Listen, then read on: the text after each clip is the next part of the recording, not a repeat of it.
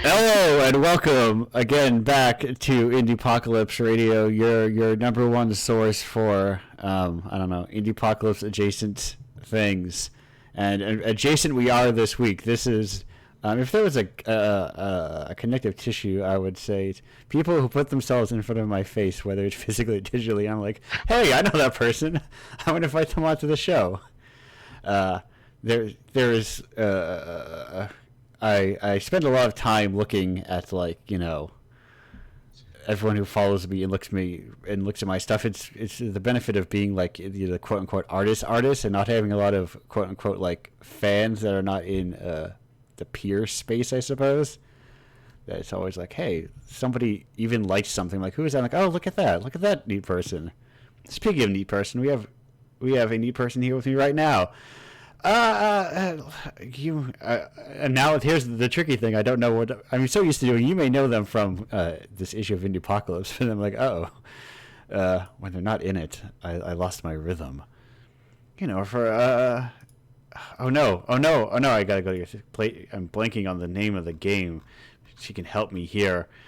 Jade Greene, Jade, hello, welcome to the show. What is the name of that game? Hi. What's the name of that game I'm blanking on? That was submitted to Indiepocalypse? No, no, no, no, no, no, no. The game you were working on that you were that Oh, well, I have so many I'm working on right now. the I don't the know if that's what you're talking about. the soon to be Maybe I can't released help you. farming game. Okay, the soon-to-be-released farming game is Sunnyside. Sunnyside, there it That's is. Yes. releasing next week. Yep. I was like I'm ready, but then I'm like, oh, you don't have it. I did not write it down. I just wrote narrative designer. You're like, I have some stuff written down. Don't worry. I actually don't know what he's talking about either. So Yes, no, that's fine. Well, because you are as a narrator designer, you have like your hands on a lot of pies and have done a lot of different work scattered here and there, I suppose. yeah, I mean, like, you know from how we've met Yes. that I'm pretty early in on my journey, but I already have a few things kind of coming to the surface, including this game that's coming out next week. Another game I have slated for later this year, and another one I'm working on as we speak. So, like, yeah, I don't know, it's all like coming through. Yeah. If people are unfamiliar, how would you? It's weird when you don't have a work, so I have to say, how would you describe yourself? Sure, yeah. No, you're all good. So Jade? What do you do? I thank you so much for asking. I am a contract writer and narrative designer for game Yes. development, which means that companies can come and hire me on to do the writing and narrative design for their projects. I currently work in the indie space for the most part. Like I said, I've kind of bounced around for a few projects. I have Sunnyside currently about to come out, and that's through Rainy Games. That's their title project. Yes. I have Blood on the Thames coming out later this year with Team Firestorm, and I've just started working on The Coldest Winter with Vibe XP. So, um, I like I mostly work in the indie space because I love myself the indie darlings, and I don't know, they're always like the teams that I just gravitate towards. I love them. Right, and it seems like it works. And now I'm realizing like, oh, there's this is like it's a very imperfect system that kind of like freelance bouncing around, especially given that like you're not covered by the WGA, you know, and Hmm. and there is no video game WGA. I mean, there really ought to be, because especially as I feel like that happens a lot with narrative designers, especially like you come and go very piecemeal and not necessarily always hired on a project. I mean, I've been nothing but lucky in my Yes, journey so far, but I know it doesn't always fare that way for people. But I right. consider myself quite a success story in this. So Yeah, I mean, three projects already, as you said very early on. This is one of these situations where it's like, we had met when you were like finishing college or in? Well, actually, can I tell that story? Yeah, Do you sure. mind? So I was I tried to do the math. I think it was 5 years ago, maybe six. 6 years ago, I am a sophomore in college, Yes. and I go to my first game dev event, and I meet you there. Um, like, yeah, it was literally the first. I was literally just like starting in college. It was just kind of a like, what do you do? What am I doing here? Great question kind of situation. Right, right. And we had exactly one conversation. I probably took a pamphlet, but I don't have it if I did, and like walked away. And then less than a month ago, I'm walking around another convention and I see you. I walk up to you. I'm like, hey, we met like 5 years ago, Right. um, while I was a student, and now I'm doing the thing that I guess I was studying. So it works Yes. out sometimes. It does, it does, and I had to do my giant. See, now I feel like I'm at a disadvantage when people meet me, and in their expanse of years because I have a weird thing that is like a tentpole thing. And you're like, oh, he's that guy with the thing that's called Indiepocalypse, and then it's like I have to do my giant Rolodex of people who were in front of my booth at one point. Yeah, like Yeah. you had no chance of remembering me. I'm pretty sure like whatever conversation we had 6 years ago was very like tired, like I'm just a kid. What do you do? Okay, Yes. Well, cool. listen, Like I've goodbye. my And, aspiration. The kids are the ones I like to poison their brains very early. Like, what if you just made weird art that made no money, but was very cool? And some of them like, yeah, yeah, and I followed that advice ever since, and here yeah, I yeah. am. And some of them go, huh, that sounds like a good idea. Then they make no money, uh, Yeah, thanks a but lot. no, they make sometimes $20 to $40 after they submit their games to aforementioned zine. But no, you've got. I didn't realize this has like does this Blood on the Thames have like an FMV portion to it? There's a lot of real actors.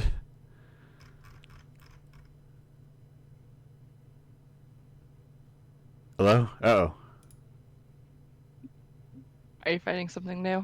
No. I thought I was not looking, so I thought I lost you because I was asking if the Blood of the Thames has any like an FMV portion to it. If you're aware of If what does? Blood on the Thames. Oh, I'm sorry. Yeah. Uh, I heard Google Teams, and I was like, I don't Oh, know what you're oh, doing. oh. Uh, like a little bit. Okay. 'Cause We I was like, we what? use live. Yes, we do use Yeah. live actors for Blood on the Thames. We Thames. There we like. go. Yes. Um, no, I had to pronounce it Thames the entire time I was working Yes. on the game I know. because See, for editing sake, I I know would that's spell it wrong. wrong, but I always forget what is the proper. Uh, No, you are so fine. Yeah, so we used live actors to capture all the characters. So it's like a little FMV, but mostly it's just kind of like pictures of these people. But I don't know. My boss set all those people up and like put them in photo shoot. It.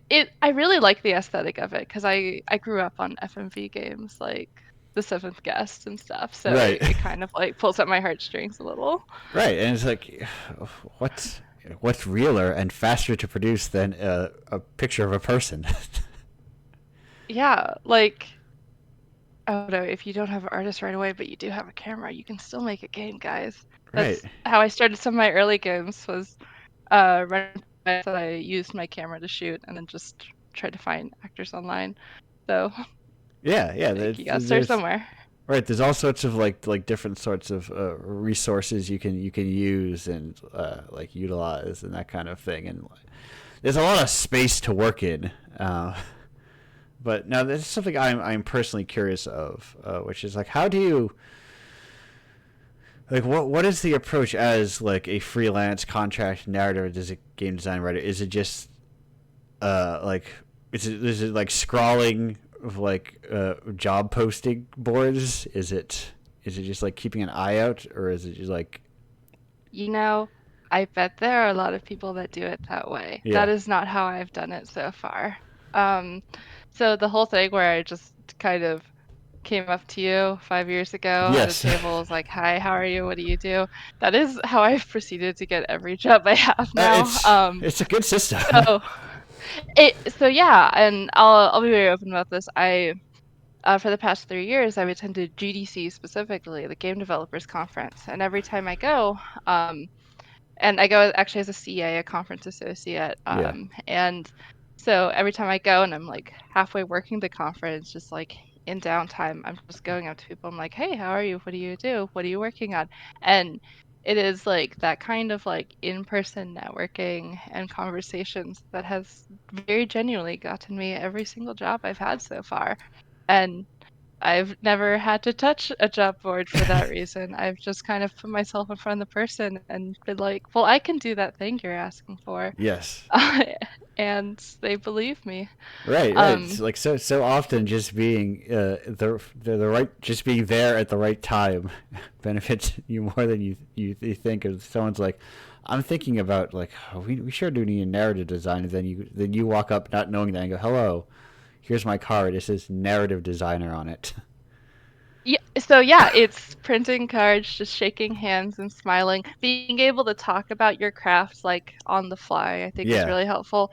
But when I started doing that, I like in meeting you, I was just a student. I was like still studying and like trying to finish my degree. Um, and I kind of realized quickly on, I was just like, I'm confident in my ability to do this thing already.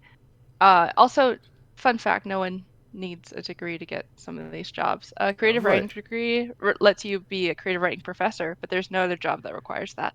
Um, Yeah. so Degrees are very odd things. It, the piece of paper matters in some professions, Yes, not yes. this one. Where you would need to spend a lot of time. It's not you can't necessarily pick up some skills as easily ambiently Yeah. through doing the thing you do.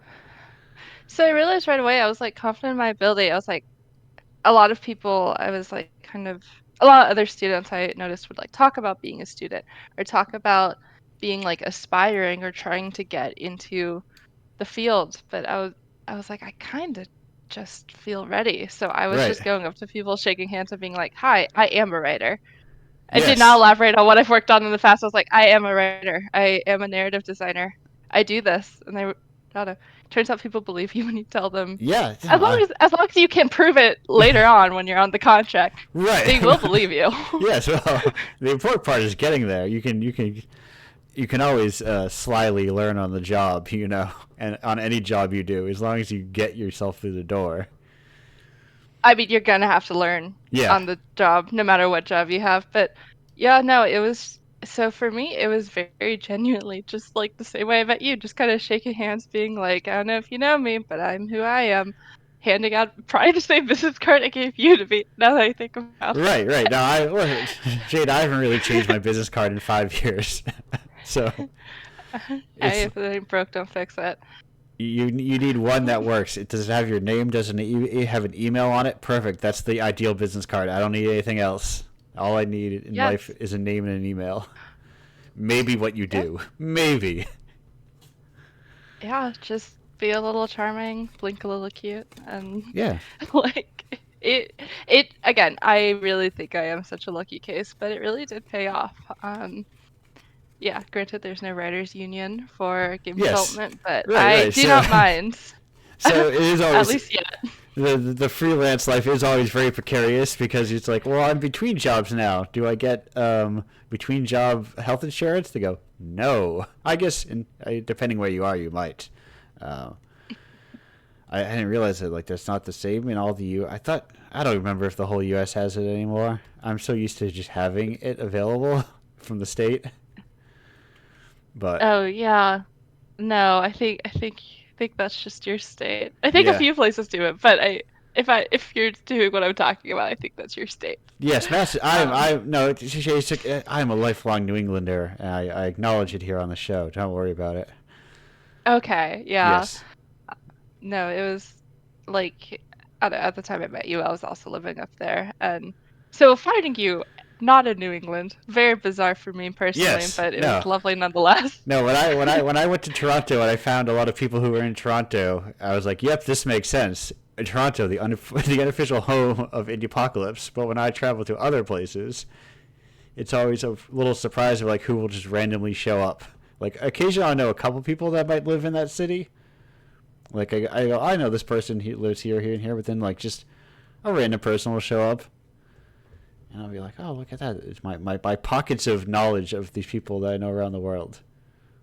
It's a Yeah, your nice. network expands, and your reputation precedes you. It's an As you absurdly huge network of people who I am the most casual of acquaintances with. Well, it's a small world. It Yeah. really is. So you got to be ready for it. Put your best foot forward as often as you can. You never know when you'll run into a student that met you 6 years ago. Yes, right. No, and right, exactly. You never know like who is like, oh, look, and that's also why I mean I try personally to never be like, even if you're like, oh, I'm a student, I'm gonna go, I'm a student, get out of here, not looking for you. Oh, no, never. Yeah. No matter where you are in life, that is such a quick way to shoot yourself in the foot. Right, right. Never discount someone because you think they're below you. They will grow alongside you, if not above you. Yeah, right. That's always it's always the weird thing that strikes me about like oh, hang out with your people at your level because or like that you I think it's often phrased more as that you come up with, which is to imply the people that do not. It always feels like a weird way of saying you do not benefit me as a business prospect, so do not talk to me. Yeah, some people are really like that though. I think Yeah. it's such a easy way to count yourself out of the clique though. We will all one day be obsolete and turning back to like the people we counted out earlier in the game. I Uh, thought you were gonna say one day we'll all be obsolete in dust, which does happen to all of us ultimately, and we'll all be forgotten in 10 years. it is true. Which is, but let's like 10 years. Whoa. the bleakness of humanity of being a human being aside. Video games. What do you think of video games? Are they fun? Do you Uh, they're all right. do you play? Okay, now this is an important question. This is Okay. something I need to know. Jade. I don't know if you can answer this for me. Uh, I will try my best. what is Summer Games Fest? What is Summer Games Yes, what Fest? is it? Summer Games Fest. As far as I understand it, premieres through Steam. I assume that's what you're talking That's about, okay. That's what I yes? thought. I thought it was a Yes. Steam thing, but then I'm like, it's one of those big commercial things. But then I saw people putting their things at Summer Games Fest, so it's a thing you can like go to. I don't know. I realized in these past couple of days I don't actually know what it is. Is this something you need to learn quickly? Are No, you no, are you no. worried about? I was just curious. Okay. You know, I I was thought hoping it to. was living through Steam. Maybe it's also through YouTube or like Yeah, Twitch or I something. see. I don't I know. would imagine it like would branch out to some of larger things like that. I mean, and there's so many, aren't there like so many kind of different components of it? Like, isn't Day of the Devs Is also it? See, brought into that? we're asking important questions about shows on the West Coast that I'm never going to travel to unless All they right, pay. here's the problem. Literally, one of the games I'm working on, like 20 minutes before our conversation now, debuted on the Latin American Game Showcase, which I think is part of Summer Games Fest. So I really should have known Of course, because that's right. immediately relevant to me. So The Latin American Games just being a subdivision of of the summer game. Games are so weird. I don't know about them game sometimes. promotion is very weird, in my Yeah, opinion. like Um, as someone who like I watch movie trailers after movies after I finish watching a movie. You know, I'm not a preview cycle kind of person. I don't like it very much. It's mm, not interesting. it well, I'm never mind that there's a whole reputation in games of like, who cares what, like there's a mentality among bigger groups of like, who cares what the preview or like the trailers are showing you? Give me right. real gameplay footage. Right, and well, So then like, there's also trailers. They're 6 months out from a game that may never exist even. It's it's very the Yeah. secrecy around games is very odd, and also it seems also sometimes very bad for the people who work on games when they work on something for 7 years and then it gets canceled, but it never saw the light of day at all. And Yeah, it's like I worked that's on this true. untitled project um, that nobody ever. It's weird the difference of like how different industries operate and like the different kind of levels of secrecy and everything that are just Yeah. I can't help but feel like the way I operate, even within the games space, not even just game dev, the yeah games space, like looking towards like streaming, like all of it. I can't help but feel like sometimes the way I operate on paper should be obsolete, but it works nonetheless. Like this whole like shaking hands, smiling thing seems yeah like it shouldn't work so well in a digital era and in a profession that is like the crux of it relies on like the internet and this like digital world. And yet there is just something to be said about it has continued to work. yeah I don't no know. I've like talked to people about what I do and they go and wishlist the game right away. Like it's the very one to one, but it does work. that second conference we met at, sold more. I sold an absurd amount of like 2K worth of money in sales. It was absurd over Yeah. like Often, 4 day weekend. And let me tell you, I do not manage those numbers online. yeah, and like, cause I don't know, it's so easy to get swallowed up yeah, by the internet, but when there's someone tangible in front of you, I think they almost like there's almost this realization that they exist. I know yeah, that sounds like so hokey, but like so many times people have told me like in regards to just my profession, like I didn't know that was a job that exists, which right, is right, fair. Like, yeah, um, there's something about that almost does sound like fake. I agree. yeah, and that's Like that's a whole other second issue with the games industry, which is very bad at highlighting individual roles.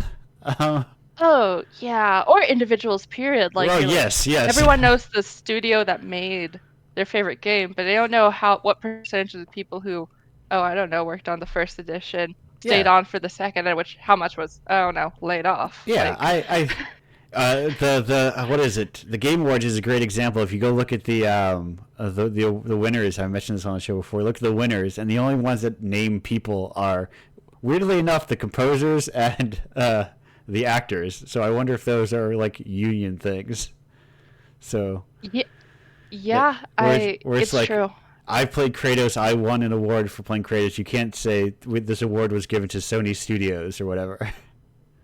It's funny, I've watched like the Game Awards, like the live on YouTube where you can see comments, and I've seen like several times people be like, "Who is on stage right now?" Like, I don't know, a team will win an award, and like everyone in the comments like, "Ew, who are these people?" Right. Like, as if there's a disconnect between like, no, Naughty Dog has people that run it. No, Yeah. like all these companies have people. It's Like, very odd, and we need like I want people to be. I want like true sickos to be exist in like the same, like in the way that people can tell you like which DP worked on a film. I want to know which level designer worked on this game. I just want people to have that knowledge. I bet Uh, internal to game dev, there are plenty of people like that, even yeah. though I hope you don't speak that into existence. I don't want that for myself. Like, good for you, but I cannot do that.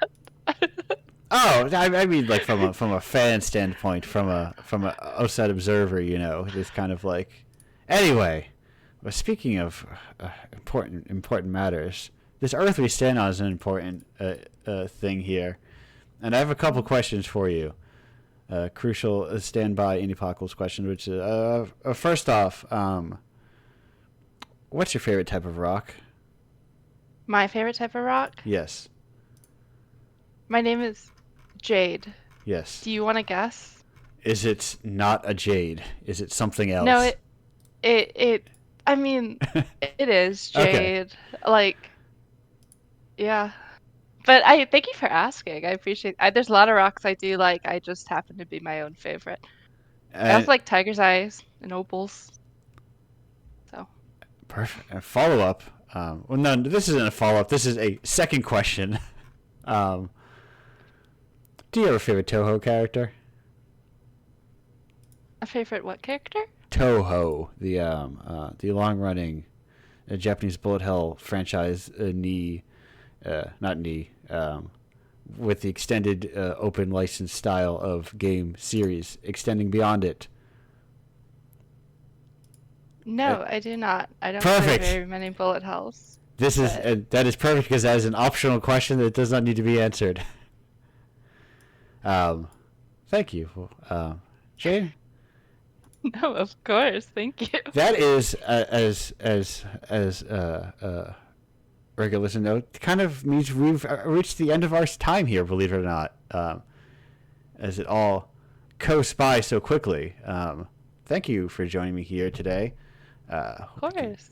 We're going to go on break, but we'll be back in about 2 minutes and 1 second. Until then, goodbye.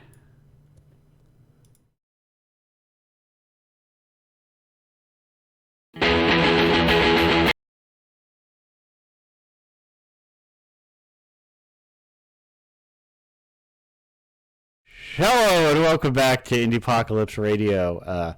That was Downtown Boys with "Break a Few Eggs" from the pirate radio portion of the show. Sometimes I'm like, do the guests know I do pirate radio? I do. We are here with a couple of guests from Team Set City. It's Mocha and Angela. Hello, how are you both doing today? Hello. Hi. I'm doing quite well. Thank you. Yeah. Doing all right. Oh, perfect. From the now, if people are unfamiliar with Team Set City, what's your games all about? You have tell me about Bury the Hatchets. So Bury the Hatchet is a 2.5D game made in RPG Maker, and it is about being a serial killer hiding a body in the back rooms of the gas station that you're currently working at. And we made it in 1 month, and that's Bury the Hatchet. That's a perfect amount of time to make a game in, honestly.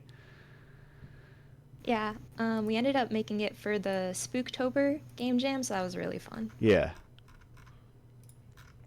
And in a more broad sense, how would you describe, I guess, Seta City?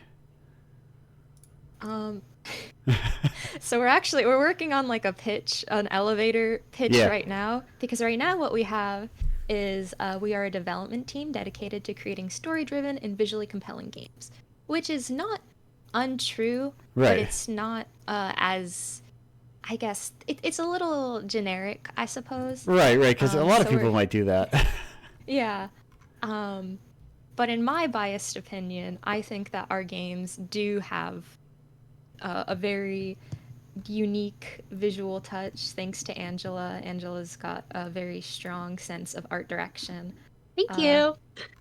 Yes, no, I speaking of, people I meet to follow the in person of this. I was like, oh, look, when I met you at a Boston Indies event.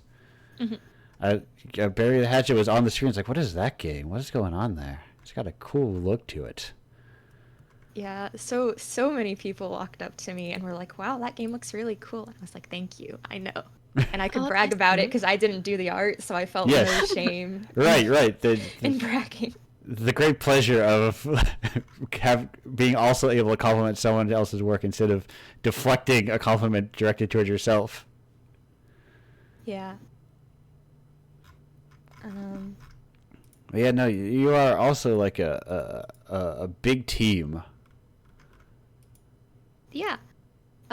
So the way that also, sorry if I'm hogging the questions, Angela. Feel free to speak up. But the way that Seta City originally started is there was we're in like this art server together. Yeah. And someone ended up, a mutual friend was like showing some game jams that were happening, and there was this visual novel one that I expressed interest in, and Angela was like, "Oh, I'll do the art for it," or maybe Angela was offering to do the art, whatever.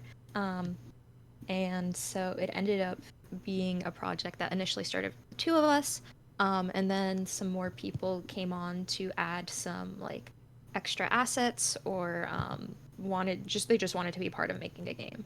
And after we made our first game, The Moon Looks Beautiful Tonight, we were like, this is really fun. We want to do this again. And it's kind of snowballed from there to become something that we are trying to take more seriously. We're working on releasing some monetized games in the future, larger scale ones that we'll be able to release because we'll be able to spend more time on it and whatnot. Yeah. Yeah. It'll also be like a year since we released The Moon Looks Beautiful Tonight soon, right? Yeah, it'll be Yeah. July 20th, which is crazy to me. Yeah, that's right. I think that is another standby of my quote unquote to play list of and also on my what I call my secret list, which is secret. Oh. Thank you. So when I saw the After Effect, I'm like, oh, I know that game. Oh, really? Oh, that's very flattering. Wow. Thank you. Yes, no, I get. I don't always play every single game, obviously, but I get around. I look at things, you know. I try to keep aware of as much stuff as I can, because there is like a lot, and you know, there's that trouble of like, you know, you mentioned like how do you make money for making games, you know. Yeah. When- Yeah, that's a question I've been asking since I graduated. Yes. You know. Because there's often, especially because there's often like an expectation of like scale, you know. It's like, oh, this game has to be, you know, 2, 3, 6 hours long or whatever. And Yeah. and be like, oh, okay, well, if a game isn't that long, oh, well, why isn't it a free game, you know, quote unquote, that kind of. Yeah. Yeah, exactly. And then there's like pricing and Yeah. you know, it's stressful. That's actually so we were if you check our Set a City Twitter, our pinned post is a game, our next upcoming game, sort of, called Gone Wishing. Yeah. Which if you read the tweet, it says it's coming out in April 2024, and that didn't happen. Yes, I'm looking at my calendar right now at the bottom right of my computer screen, and it says we are in fact in June right now. Yeah. So the main reason for that is that it was initially going to be released as a freeware game. Yeah. And after I was very fortunate this year. I won a scholarship to go to GDC, and it was really wonderful. It was an amazing experience to Yes. get to meet so many cool Going there people. for free seems like the best way to go. Yes, yeah, but then the problem is like I want to go again next year, but I don't know if I'll be able to get a scholarship next year. Yeah, no, I that is part of, even if I paid there, I don't think they let you sell stuff, so I'm like, that is a thing that I will never think about.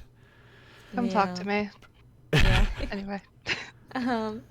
But yeah, so I ended up talking to like a lot of other indie devs, some people which I knew before, some people which I met for the first time, and I was talking to them about Set a City, and their number one advice was like, you should make Gone Wishing a paid game because your other games are already like of enough quality and length Yeah. that if you continue releasing things for free, you're going to set a precedent where people are like, oh, this level of quality deserves to be free. So when you finally start releasing like a paid game, people are going to be like, oh, so it must be like infinitely better than these other amazing free games. Yeah, right. And like shoot yourself in the foot when, if it's like what deserves to be paid or not. So we like went back to the board, and we've done a lot of stuff with it. Yeah. Yeah, and it's an odd thing because you can like, it like the format like matters too. Like I had what is it? I had sent a bunch of like my little like those little tapes I make to 2.5 studios, like a studio in Australia who makes a lot of visual novels, and a lot of their stuff is like available for, or like I think their bestseller is a game that is available for free, but like they sold out this physical version of a game that's available for free, so it's like people in different like contexts I think will like pay things differently. It's very odd. Yeah. Like, so it's like even like a, you know, I bet you could even price things differently across different marketplaces, and they would all be received completely differently. You know. Yeah. It's stressful because like then I don't know. There's always also the fear with me where I'm like, I don't want to appear like. There's always the fear of getting the reputation of being like a greedy game developer because you know game developers make so much money. Oh yes, And drowning in it, utterly, um, utterly drowning in it. yeah. I never has anyone told me that being in Indiepocalypse was the first time they got paid for game dev. Not once in my life, at all. Yeah. You know, it does not seem any more lucrative than any other art form, unless you just get lucky and become ultra successful. You know, Mm-hmm. or if anything, as non-lucrative, so to speak. Yeah, for sure. But now, coming out of that,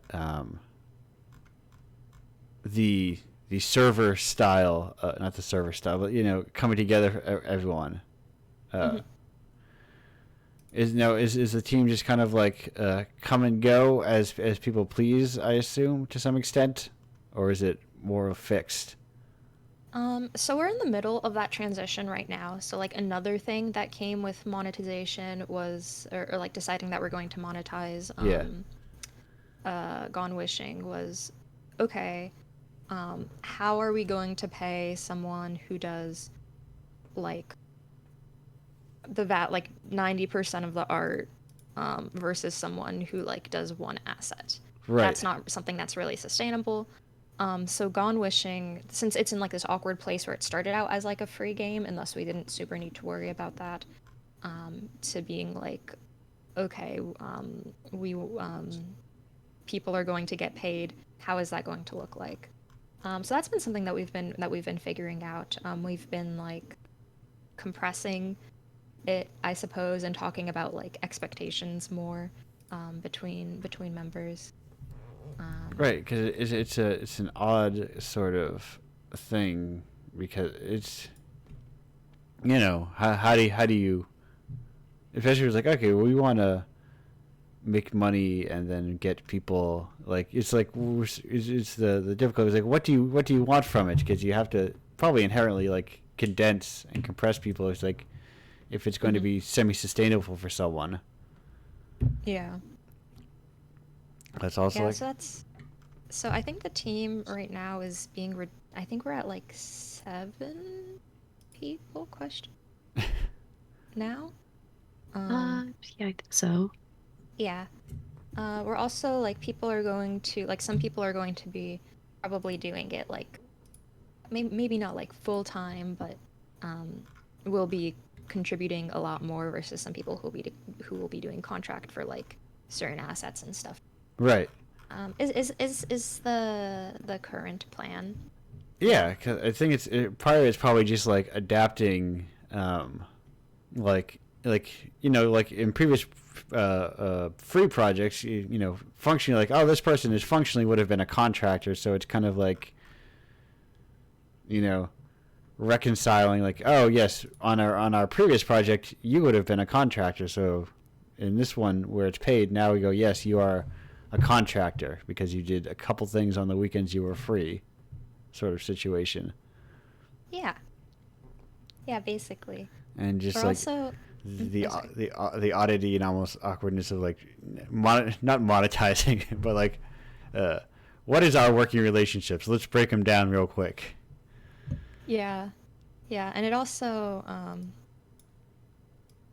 yeah, it also like creates like a lot of important conversations because like, you know, there's some people who are doing this like out of the goodness of their heart because they're friends of ours. Yeah.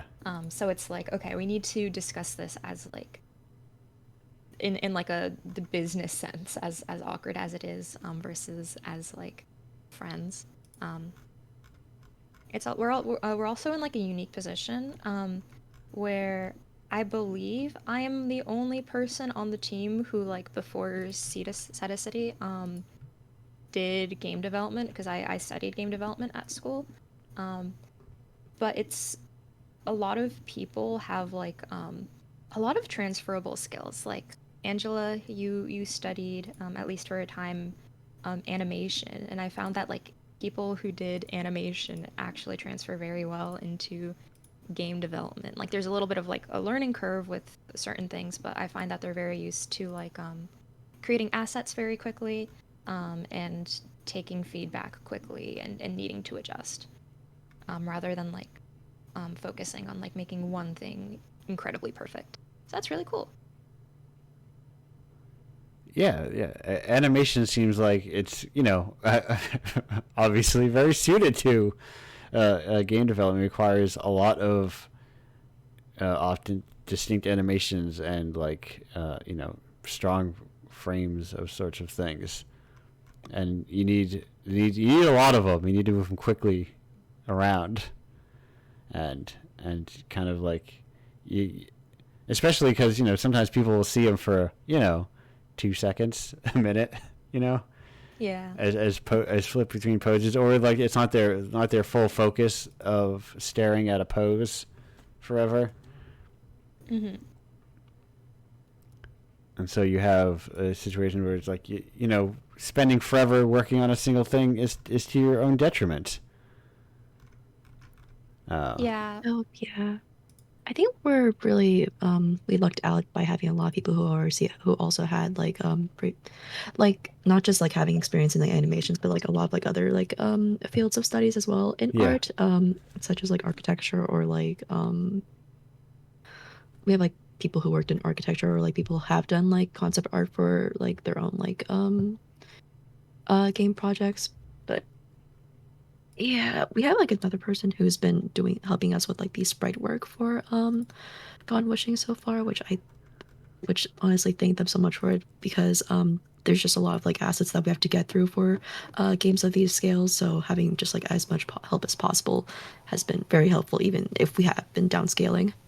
Right, because it's easy to go like make a lot of like cool month-long projects and then make the transition to, okay, well, this one needs to be a paid game, and then always second guessing yourself until you're finishing your game 8 years later, getting caught Right, Yeah. exactly. in that trap. And also, that's the benefit of having other fields, because usually other mediums don't spend quite as long of like, yeah, I'll get this building back to you in 7 years, this sketch. Yeah. It's like, So, no. we've really been, yeah. Oh, sorry. No, go ahead. Yeah, I think that's like one of the other things. We've been trying not to take 7 years to make a game. Yes. We're in the process of just like seeing how our pipeline will like work out, and what's the best way to like make a game as fast as possible while being still of like high quality. Yeah. Right. So you don't get trapped in also like Exactly. needing to hit, like everything needs to hit perfect, because there's you're in the middle of it. Of course you see all the imperfections, but you know that everyone else isn't going to see all the little things you obsess about. Exactly. Or even that, or even if they even matter, in like the broad scale of a finished piece. Mm-hmm. Yeah, no, that is now. Do you still have interest in doing like doing like jam projects in the side and in the middle of this, or are you just full on focused on this game? Focused on Gone Wishing. We did have some game. Were we going to do Spooktober again this year? I'm not really sure if that's still going to be happening, but we had like sorry. We've been considering it, basically. yeah. But Mostly what we've been considering we've been like switching out of like we've been thinking about switching out of like RPG Maker into like Godot or Unity, or like and just are basically stronger, and we want to do like tech demos before moving on to larger scale projects. Right. Mm-hmm. Right, and tech demos can be like the practice of like sketching, so to speak, in game dev can be handy. Of like, this is not a finished thing. It's not even like something that's a game, but it's ideas of what a game is. Yeah, exactly. So you don't have to get too caught up in like making something that's playable front to back. But it's like, no, I wanted to, especially if you switch to a new engine, just like the practice of trying to get those the niceties that RPG Maker gives you for free, and trying to like get those into Godot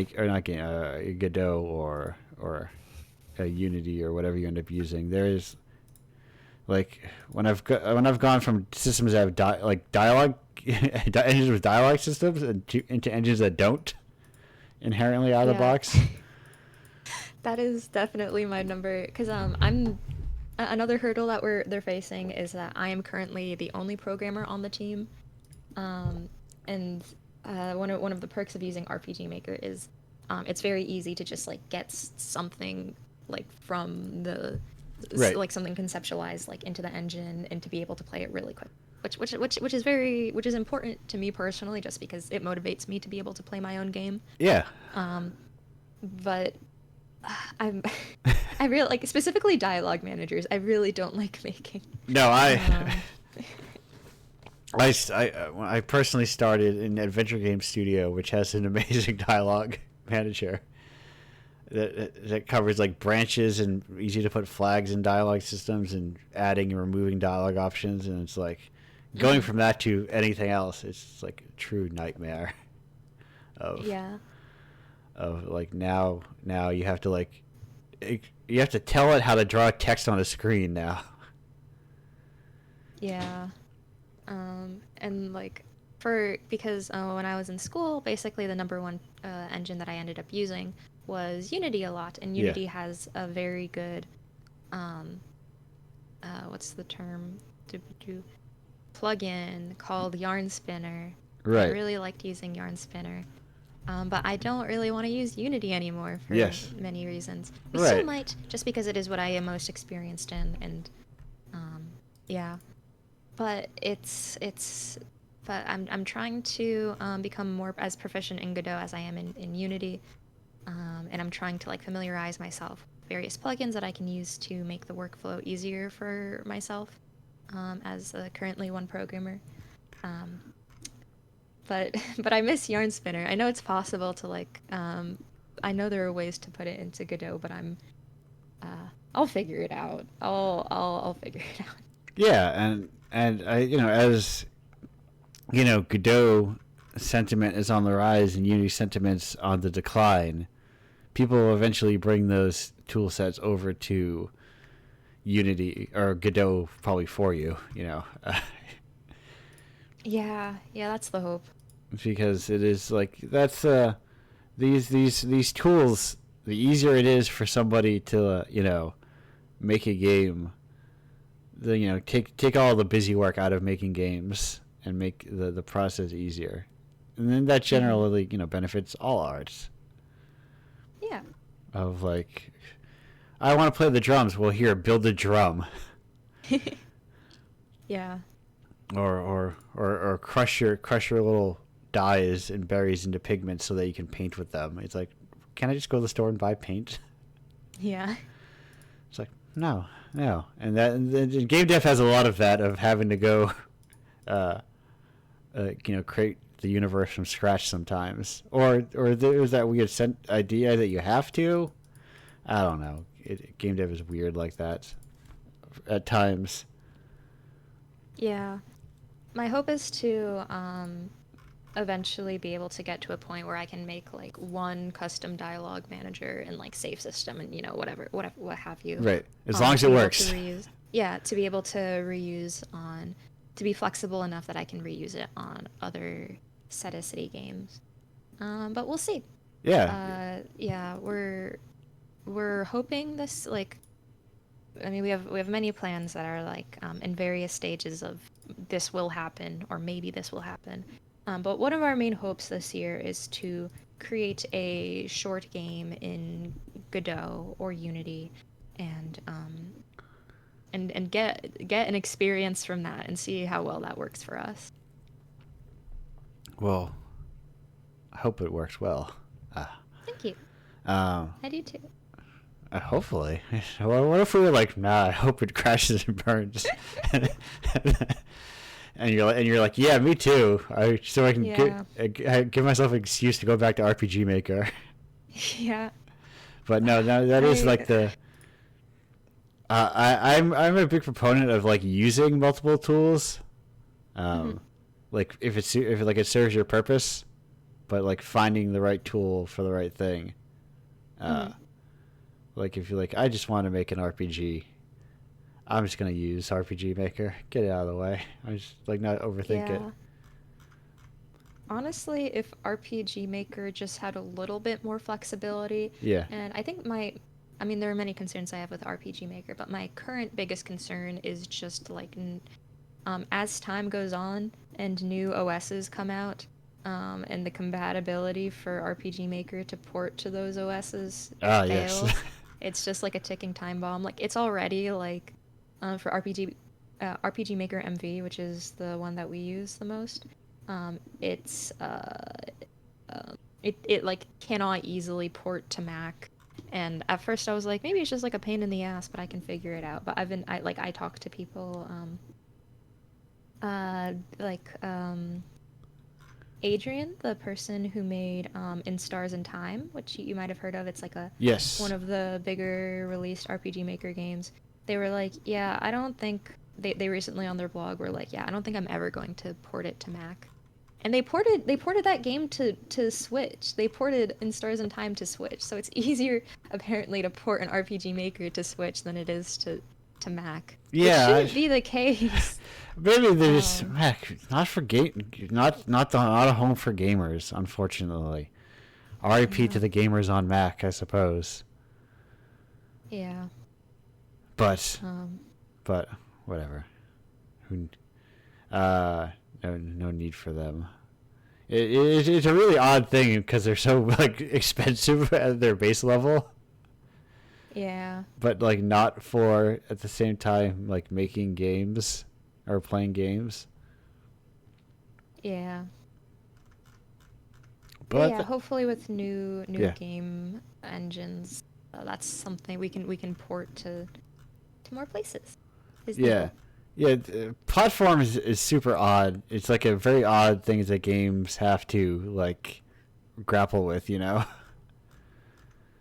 That there are so many different engines and platforms and like 3 different consoles. Yeah. Instead of like one box and you just buy a game and you buy a box and you put the game in the box and the game works. Yeah, for sure. Yeah, that's like another thing that is like on our infinite list of things to keep in mind, because at the moment we've basically just been porting to Windows, and even then just on itch. Yeah. Like we're currently working on getting our games onto Steam, and also making Steam achievements because everyone loves Steam achievements. Yeah, that's how you get stickers. I think. No, what do you get? I don't know. Oh, you get cards. Oh yeah. I bought Sure. I bought some games with cards, selling them at 10 cents a piece or whatever. Yeah. Wait, you can sell them? Yes. Yeah. Oh. They're people who they're people. My former roommate had like a thing where, they would just like automate buying cards and then like selling them, at like 1 cent higher, and they would get like a good like $20 or $30 from it, like every week or two. Yeah, they've like made systems in place now where you can automate it, so it's like kind of a drag. Yeah. When we say sell, we use the term sell very generously. Yeah. You're more likely to make money just accidentally looking like just looking on the ground around you. Yeah, but you can get a few cents here or there. Yeah. Sometimes you get something weird and rare that's worth $1, and you're like, "Whoa, $1 for this." I'm a rich boy. Yeah, I'm calling my job and quitting because I've got these dollar cards.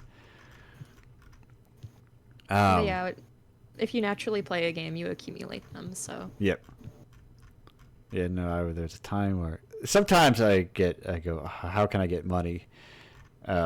but I don't have time to make more money, but I need money at the same time. And then that's how I find myself in situations like, what if I have idly Steam games, and then I will have Steam Steam dollars, the number one economy. I don't know. Yeah, what's the word? The ultimate currency, the currency of the future. Yes. Yeah. But the currency of the past, arguably, and maybe the future again, rocks. Angela Mocha, what's your favorite rock? My favorite rock is phospholite. I like islets. Perfect. Although that's more like a gem, but like, yeah. I believe I've looked before. Gems are rocks. Gems count as rocks. They do. Yes. So you're good there. Now, and the important follow-up. Do you have a favorite Toho character? I see. So I've never consumed Toho, but I Yes. have many mutuals who are like really into it, and so like I have a lot of fan art on my TL. So this is based purely on like what fan art I like the most. Okay. But I like Flandre. Yes. Flan? The one with the gem wings, right? Yes. Yeah. Yes. Yeah. Yeah, Flange. I It's like. like this, like. Oh yeah, sorry. No, go ahead. I was. I think from what I've seen, I like Cerno. Is that her name? Yes. The blue ice- one. The ice one. That thing. Yeah. Common favorites. I'm learning. I'm learning Okay. people's even, but with diehards and casual observers. Just because like everyone else kind of blends in for me from what I've seen. But like, I'm not very good at recognizing these sorts of characters. Right. No, that's why I like the Scarlet Dome, because they're like the weird goth with wings, and Oh, they have a goth character? well, the Scarlet Devil Mansion, it feels goth adjacent in spirit, because they're all vampires and demons and have wings, or they're maids, or we don't have time to get into Toho. There's a lot of Toho. It is something that I have been meaning to play for a while though. Yeah, and you can. It's like bullet hell. Yeah. You don't have to play that portion of it if you're not a fan of it. Oh. Mhm. There's all sorts of types. It's a very odd thing, or a very unusual thing, where it has a very open. If Sensity wanted to make a Toho game as their follow up to Gone Wishing, you could, and sell it on Steam. Oh wow. Yeah. Noted. I forget the exact specifics of the license details. There's like some here or there, like you can't use them just as guest characters. I believe like no 18 plus sort of stuff. But generally, I believe it's pretty open. It's kind of like, a neat little like weird shared universe sort of thing. But That's I did fun. not know that. Yeah. yeah, Cool. yeah. There's, if you look on Steam, there's mountains of Toho games, Oh wow. and they are not made by Zune. I think that's part of why it's like intimidating for me to get Right. into it, is like whenever I've thought about getting into it, it's like, where do I even start? And I'm sure Right. that if I like searched up a guide or whatever, people would be like, you can start here or here and play it Right. in this order or whatever. But it's still it's like similar to Kingdom Hearts for me. It's like there's so many threads. Oh, Kingdom Hearts, you start at number 1, and then you go to number 2, and number 3, and then is there a number 4? It's coming out supposedly, but Oh. there's also apparently you need to play like the canon compliant mobile game. Right, or else of you won't course. Play and there's so many spin-offs, and Oh. they're all apparently necessary. Dream Drop Distance, Some Chain of stuff. Memories, 358 over some amount of days. Listen, I downloaded that Kingdom Hearts 2, that Kingdom Hearts Director's Cut beach scene on QuickTime Video an eternity ago, and I was like, oh my god, there's a cool guy with a robe, and look how far we've come. It lost me along the way, but I like it conceptually, or I like that people enjoy it. It's a very odd thing. But that said, Mocha Angel, thank you for joining me on the show today. Yeah, thank you for inviting us. Thank you. We're going to be going on a break, but then we'll be back on the other half of 3 minutes and 15 seconds. See you for now. Bye-bye.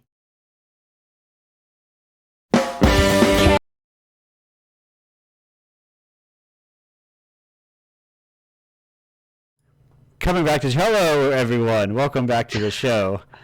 That was, of course, Raina Maria with "I'm Melting." We are here with our final guest of the show, who you may know from her various writing very long titled books on the internet, perhaps that may or may not involve mice or people becoming. Listen, she can explain better than I can. It's Alex Zandra. Hello, how you doing?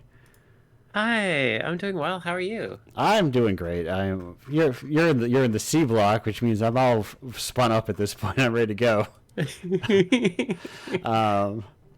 But if people are, I alluded to it loosely, but if people are not familiar with your work, how would you describe your catalog? So if we're just talking about like the books, Yes. they're mainly like like light novels. So I started writing these like 7 years ago, 8 years ago at this point. Yeah, 7 years. And they're basically like illustrated novellas. With it's basically like this. I took a lot of inspiration from like you know light novels in Japan, Right. which kind of hold like a really like a specific niche between manga and full-on novels. So and the trope tends to be like, well, they have like like it's light reading. Yes. Like it's going to be like light subject matter, not too long of a book, and of a bunch of like full-page illustrations every now and then. And a friend, Talon Lee, introduced me to the concept when I was like trying to figure out like, man, I don't have the stamina to make a comic, uh, and like writing a long book is like it's quite a lot, but something in between. And then like Talon says like, have you heard of light novels? And then I realized, oh man, this is actually perfect because you can just write a book in not too long of a time, Right. and if either you can like I can illustrate them myself, or I can like contract like a like artist. And it's great because if you walk up to an artist and say, hey, can you illustrate my comic, like they will like understandably run away. But like if you can I'll walk up to someone and say, hey, could I hire you to draw like 8 things? Yes. That's way more approachable, way more reasonable. Yeah. No. And As someone who asks monthly, hey, would you like to draw an illustration for me? One single one. They were very quick to respond. yeah. So yeah, so that's essentially that. So I write a bunch of light novels with very long, silly titles that explain the premise, usually involving shy nerds turning into catgirls Yes. or other things. And it's all thanks to Nintendo. Okay, now I feel now I feel like you led me with that question, but I'm happy to be led in this situation. What do you mean by how is Nintendo? Did Shigeru Miyamoto? Was he your friend who gave you the call secretly? Were you covering for him? No, no. So the like when I learned about light novels, I was like, oh yeah, that's Yeah. pretty cool. But I was still like in the early stages of contemplating it. But I at that point I had so side note, like I've been making games for almost 30 years at this point, on and off. Yes, that is Independently, here and the other part yeah. of the thing to talk about.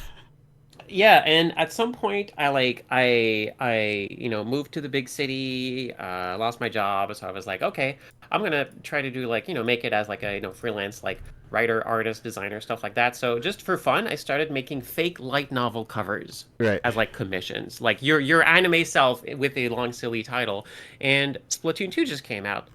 And a bunch of my friends were talking about when we're going to get maid costumes. So I was like, oh, cool. Yeah, Splatoon 2 is cool. You can draw little, like, black and white postcards. I'm going to draw a fake light novel cover about, oh, I asked for squid maids, but I never thought I'd become one. And, like, I was like a fake book thing. And I put it out, and I was, like, really happy with it, really proud of it. And then I got a notice from Nintendo says, like, hey, you can't advertise on Splatoon 2. Your post has been taken down. Warning, don't do this again. And I was Yes. like, but that's clearly a joke. Who would advertise a book on the game? And I got so upset about losing like the cool art I drew that I went, okay, fine. I'll prove you right. I'll make the book. So I wrote like 20,000 words out of spite in about like a couple of weeks. I illustrated it and I put it out just to say like, there, now it's actually a book. Are you happy now? And then it actually took off and I was like, oh wait, this is actually cool. This works. And then I just started making them, and now that's what I do almost full time. Yeah, and that I'm is, at, like, yes, kinda, 7th now, 8th. that's. I mean, that's. I'm trying to think. Like, I'm trying to like mental math. Like, well, when is Splatoon 2? Oh yeah, no, published 2017 in August. So you're coming up on a 7-year anniversary of it. Yeah, it's been a wild ride. Yeah, no, that's weird how like you just do something on a whim, then you just find it as the thing you do suddenly. How do you? Yeah, so that's the Yeah. It turns out that spite is a really good spark Yes. to light a fire, but then you need to find like something else to fuel it. Right. Because you can't run on spite forever. No. And it just turns out that, hey, making these things is great. I like it. Right. Then you spied yourself into just finding something you enjoyed to do. Yep. Sometimes it just happens this way. You trick yourself into like doing something and then you realize, wait, no, this is great. Also, turns out to be like the narrative of a lot of my books tends to be about character trying something on a whim, on a lark, or accidentally, and then realizing, oh wait, actually I relate to this a lot. Whoops. Right. That almost feels like the and that also is like very tongue in cheek of the sort of like the premise of a lot of light novels. Like, oops, I am accidentally this now. I did not mean to become this. Yep. It's been really great to see, just like, because light novels have like I say always, but like I've been a thing for a very long time in Japan. But it's been really cool to like see just how popular they've become like over here in North America. It feels like, oh, okay, like people now know what it is. When I started, it was like I had to explain what it was every time, but now it's like, yeah, no, it's a common. Yeah, no, it's a like common now like thing. Seven Seas has like light novel imprints, Yeah. Just like manga publishers now have like sub brands that just publish light novels. Yep. I'm still like self-publishing on Itch and doing like crowdfunding to fund print runs, but it turns out like I think folks were talking earlier about like making small projects. It turns out like making like a lot of small books is a really good way to learn how to make books in general. Right. So now it's like, oh yeah, no, like top to bottom, start to the end. I know how this thing works. Right. For the most part. As opposed to spending 3 years on a novel and then trying a print process and going, oh no, I was unprepared for the print process, and then trying again 3 years from then. Yeah, I mean, I see that I've currently tricked myself into writing a full-length novel. Yes. Because of a like Zelda like I saw a cool Zelda post about like, oh man, isn't it great to have like, I love it when there's like a genius babe and the doofus who's trying to keep her alive. And I was like, oh man, that's great. But what if they switched places though? And then I 1 year later, I'm writing like the biggest book I've ever made. But thankfully, I have more experience as to the whole process. So this is like, I'm not flailing as I like, It keeps me going. It keeps me rolling. Yeah. Instead of being like super nervous of like, oh my god, where is this going? What am I doing? Yeah, and especially because writing is, I think, one of those tricky skills that everyone assumes that they can do because everybody knows how to write, and and bad writing and good writing at a glance, like just looking at words, like those are just words. It's not as easily identifiable as like a drawing, Yep. It's been it's been like something I like super learned because like Squidmade's the first book. I just like wrote it quickly and bam, and that was it. And I found a friend who was like able to edit it for me, and like the more I've written and so on, the more like as things progress, I've started like working with a lot more like consultants and sensitivity or other people you can just hire for a short thing. Like, hey, can you read my small book and tell me if it's okay?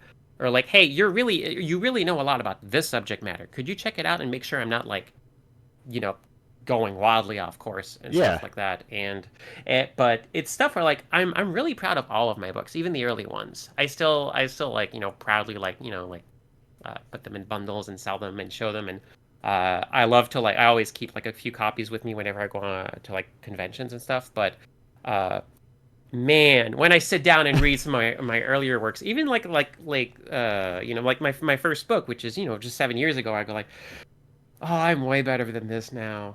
Right, right. Yeah, it's. I think back when I worked in like at a big studio, we like had a canceled project. You were talking about canceled projects Yes, earlier. right.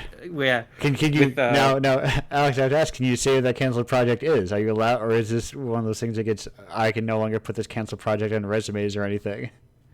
Oh, like it didn't.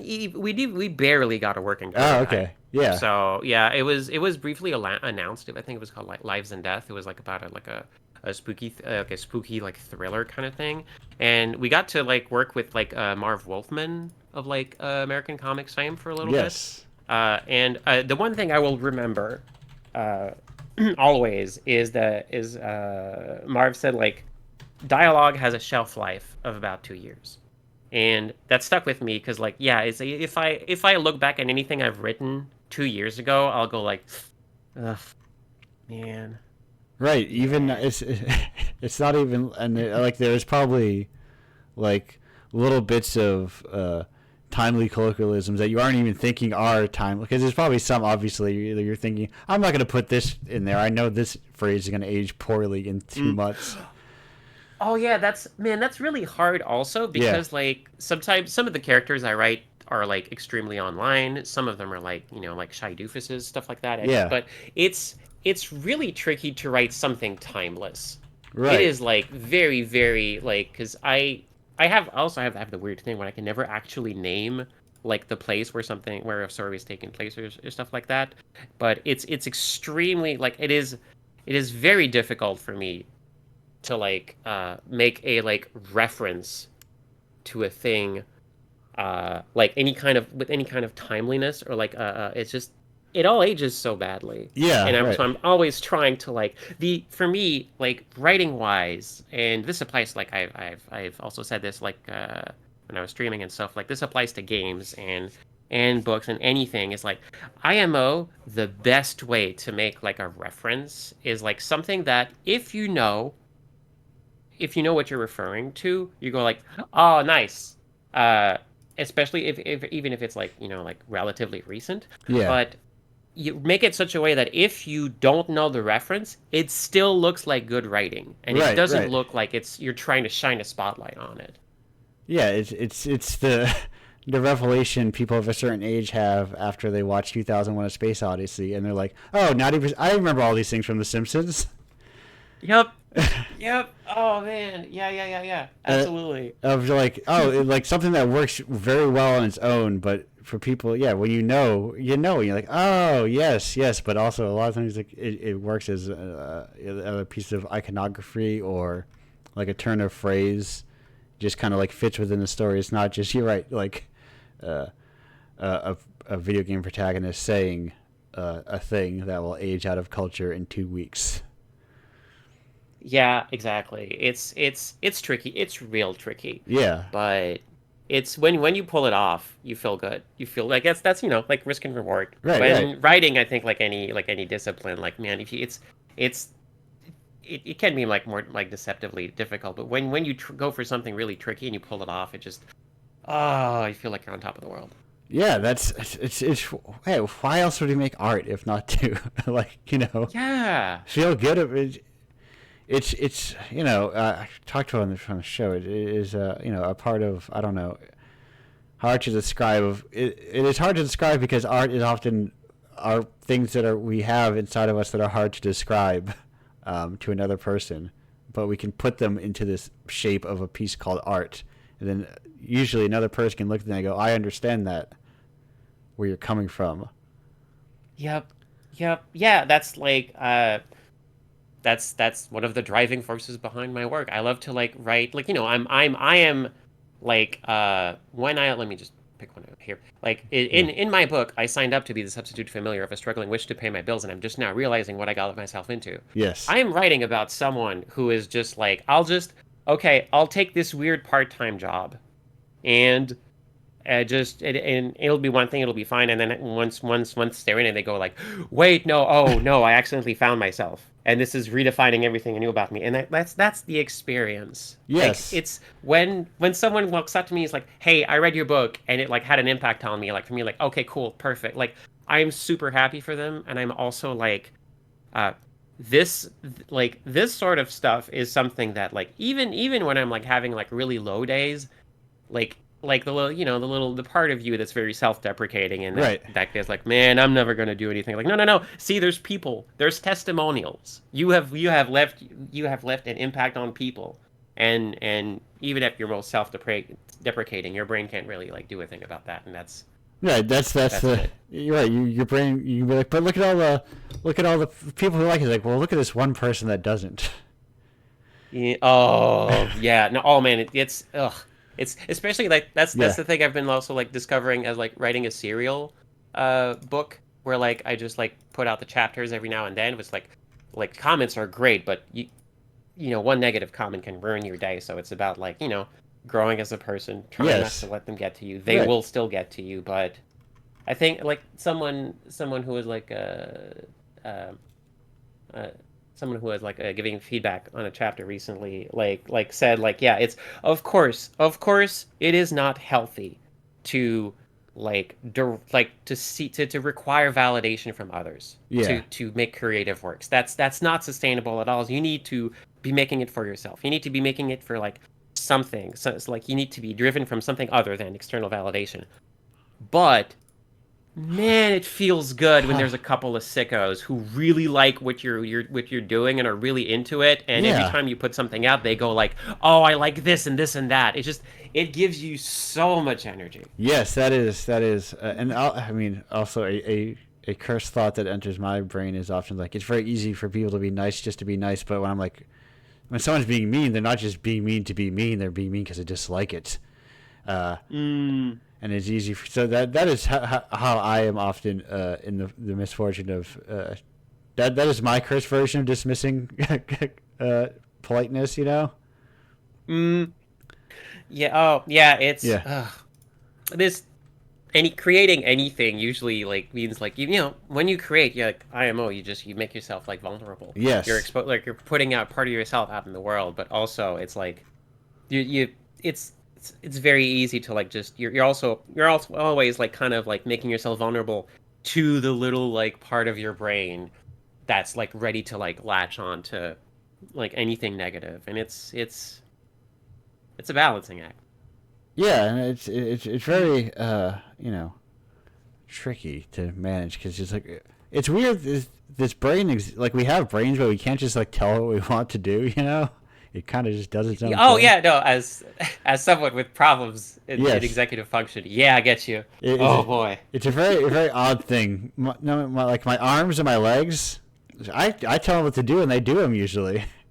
Mostly, but that stuff on the inside of me, kind of got a mind of its own there.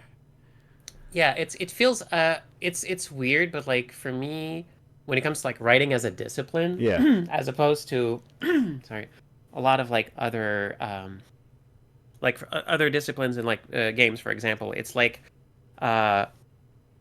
writing is very creative. It's very like, it's way less effort, between like 3D modeling or art or like programming or stuff. Like, it's like, okay, yeah, I can just write some words, and after that I've written some words. It's just I'm typing some keys, and I don't even have to like, I have to follow grammatical rules and stuff, but I don't have to follow the rules of a like giant program that will determine if what I make is a playable game or not. Right. But you might look back at writing and regret it, but it will still function as a book. Exactly, but it's hard. Sometimes it's just hard to like get it out on the like on the page in a way that like some like, it feels like other disciplines that are like take way more effort tend to be like if because I got to do like some level design when I worked in on Chariot and for consoles a while back, like 10 years ago. But like writing was like, okay, tricky. I have to get into the mindset of the character, whatever. But like level design, okay, I can put down like the start of the level. I can like make put down ground tiles and whatever, and like, okay, it's at some point, or like it's we just a matter of like, okay, I have to like manually make the fog of war blocks for this map, for the mini map viewer. Okay, I can start doing those, and it's like a task. I don't need to be like, if I can't be creatively blocked on that task. Right. But writing, which is an easy task, you like absolutely can get blocked, and it's sometimes just hard to like make any kind of headway with it. Yeah, it's the part of like games where you can technically go do other parts of them that are like very extremely different parts of like you could theoretically tackle a different part of writing, but you can't just like, I'm having difficulty writing the story, I'm going to build a level, or I'm going to work on mechanics. It's like, no, I can't just. Yeah. It's very, very different. It's very neat of like how different mediums kind of interact with each other in all sorts of like different ways, and how it is. I have to say, it is weird when writing books to just like be working in like Word or Google Docs or whatever, as opposed to Excel. Because most of my game design work has always been, just open up Excel. I'm going to be spending 80% of my time in there. Yeah. I mean, and I haven't touched Excel in a very long time for this. You could always write a novel in Excel. I mean, would it be very well formatted? I guess. It'd be a real pain to do it. But I guess no one's stopping me. Yeah, no. I could. No one's stopping you but your own good sense, I'd say. Yeah, what a cursed thought. I could do it. I could. Yeah. As you say this, and part of my brain is already going, yes, you would do this and this. Yeah, I can, right. Okay, formatting, I can. It's doable. Yeah, it's like, and then you're like, and then later tonight when you're looking up Excel novels and seeing what other people have done, and exploring the forum. Yeah. Oh man, that would. Yeah, didn't someone like make a playable like game recently in Excel, or like some sort of like roller coaster thing? I wonder. That sounds very familiar to me. Yeah. So I'm going to say yes. Yeah. Alex, you can write in anything. Yeah. Almost. Right. Just make sure to save and keep backups. Exactly. Yeah, you can just write on paper and pen. They used to do that. Oh man, you're right. And then other people would also have to do that if they wanted another copy of the book. Yeah. Shout out to small press. Right. Like, I'm glad that like it has never been more accessible to just write a thing and then like print it out into a bunch of books. And that's the great part also, is that like I know it's weird because like crowdfunding aspect, like crowdfunding an indie game, okay, yeah, that's like it is challenging, but it can be done. Yeah. At some point, if a game gets big enough, the crowdfunding campaign is no longer to fund the game. It is to show interest to a publisher. But for books, it's always like, I don't know, it's just a few $100s to print a book. So it's because you economies of scale. You need to print like a certain amount to make each copy like affordable or reasonably priced. But like, yeah, okay, it's comparatively easier to like drum up enough support to just get a couple $100. Yeah, so that's at least like it's more accessible. Right, because especially if you've have a legacy, like a history of doing it, people know like, oh, I'm not crowdfunding. I'm basically just buying a book. This person is just yeah. I do the once or twice a year. Sorry, go ahead. Oh, sorry.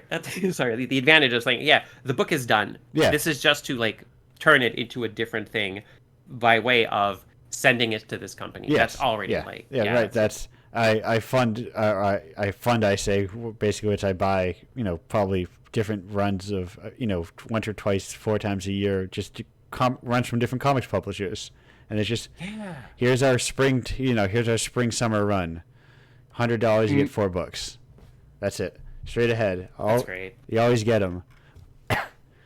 speaking of things we always get, or things we sometimes get, questions. We have a question. Well, another question just came in. I'm going to bring this up in the group segment. Ooh. But I have a question here, which I think was probably intended for you, maybe the other guest, but it feels more targeted here. Okay. And I don't know the context of it. Maybe you do, and hopefully, or maybe it's for another guest and they know the context and they can chime in. This is from an anxious yet curious and not a mouse, and the question is just pants? Question mark. Oh,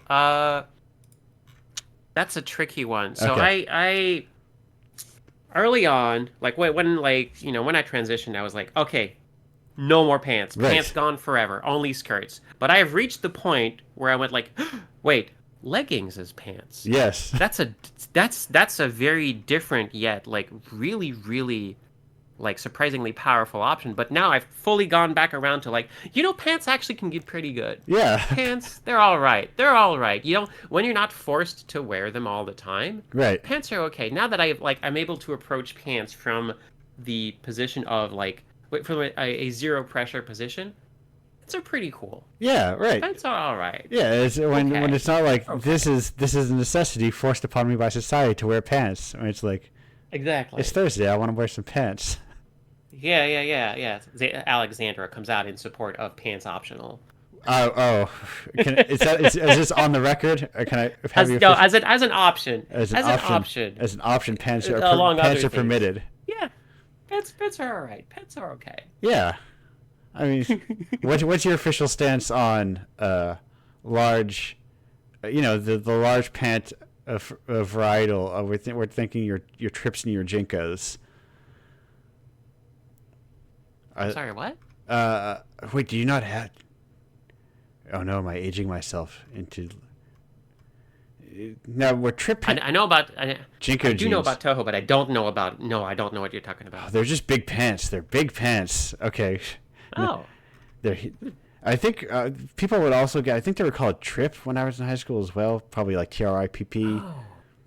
Those ones I think were often black, and I feel like those often had like straps and extra stuff. Oh, those. Yes. Yeah, those are cool. Yeah. Acceptable that's cool as stuff. pants. Absolutely. Anything that's functional as pants is acceptable as pants. IMO. No gatekeeping. Yeah. I'm not going to start gatekeeping for pants. Folks, clothes are a thing we made up. Pretty much. Clothes aren't real. Oh. We made them Yeah, up. it's like when when people tell you like hey, you can't use that word, you made it up. Like that's a made up word. Like yes, all words are made up. Yes. There are trees that have pants growing off of them.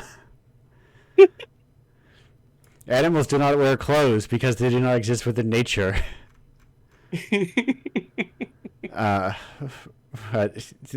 Free yourself from the shackles of humanity.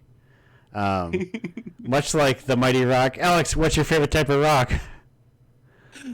So, I'm not a big rock person, but I Yes. do love aquamarine. Okay. Because I like the color. Yes, it's very close to like the hair I usually wear. I was going to and say it's- yes.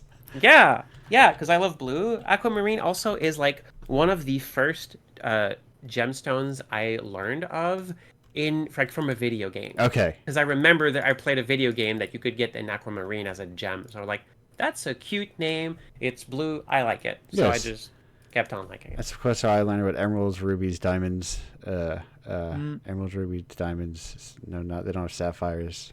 Anyway, Yes. I was like, can I reach in the back of my brain and cue off skulls, the other important gem, skull. You need one. Now we alluded to Toho. Do you have a favorite Toho character? Oh, yes, Chimata. Thank you. Locked and loaded. Asked and answered. Yes. Perfect. Yeah, no, she's great. She's a goddess of like a local market. She has that like, middle-aged mom entrepreneur like vibe to her. Yeah. She's trying her best. She wears a patched up rainbow dress. She's incredible. I love her. Trying their best. Shout out to Is it? Shout out to Nazrin in second place because she's a mouse. Yes. Perfect. Thank you. I love the Toho expertise because it's like it always brings like who is this Toho character and is a new Toho character for someone, It's how you learn about. Oh no, I forgot the name of the clown. What's the clown? The American Oh, clown. Clown Piece. It is just Clown Piece, Clown right? Piece. Yeah. Yeah, my wife introduced me to Toho, and I've just been like slowly getting into it and playing like a couple of games and getting into the some of the fan games and like, man, what a cool world. Like if like that's goals for me as a writer. Yeah. If one day, like in my entire life, I'm ever able to come close to making like a world, a setting with characters that so many people like identify with and love so much that they keep making fan works of them, like, man, that would be like I will like I will die happy if Yeah, that happens. And you know, Zune seems like a good. He always seems like he's in a good mood too, from his pictures. Yeah, That's absolutely. Like it's I also really love the like Zune has like a really good like fan works like policy. Yeah. Also, where like yeah, people can just make fan works and like make money off of stuff, whatever. It's fine. As long as they're like respectful and stuff like that. Right. There's like, yeah, it's just go for it. And that's great. And and like from a cold business standpoint, it benefits him. Like Yeah. it's like more Tohos benefits everyone. It benefits the person who made Toho because it gets us thinking about it. Yep. There's few things I think you can do to make like an artist, a writer, and like someone who like creates artworks. Like there's few things you can do to make them happier than like just making a fan version Right. of something that they made. That's like the highest form of like praise, IMO. Yeah, because it's like you like it so much that you wanted to. You like it was almost there was almost not enough of it, so you had to make it yourself. Yeah, I liked something you made so much that I made something. Yeah. Also, like, oh wow. Well, Alexandra, thank you for joining me here today. I mean, you'll be back very quick because you're sitting in here in C Block. Especially very quick because the song is very short too. But I'm going to bid you a brief farewell and an eternal thank you, and then we'll be back in like 1 minute and 36 seconds, give or take. Goodbye for now. Bye.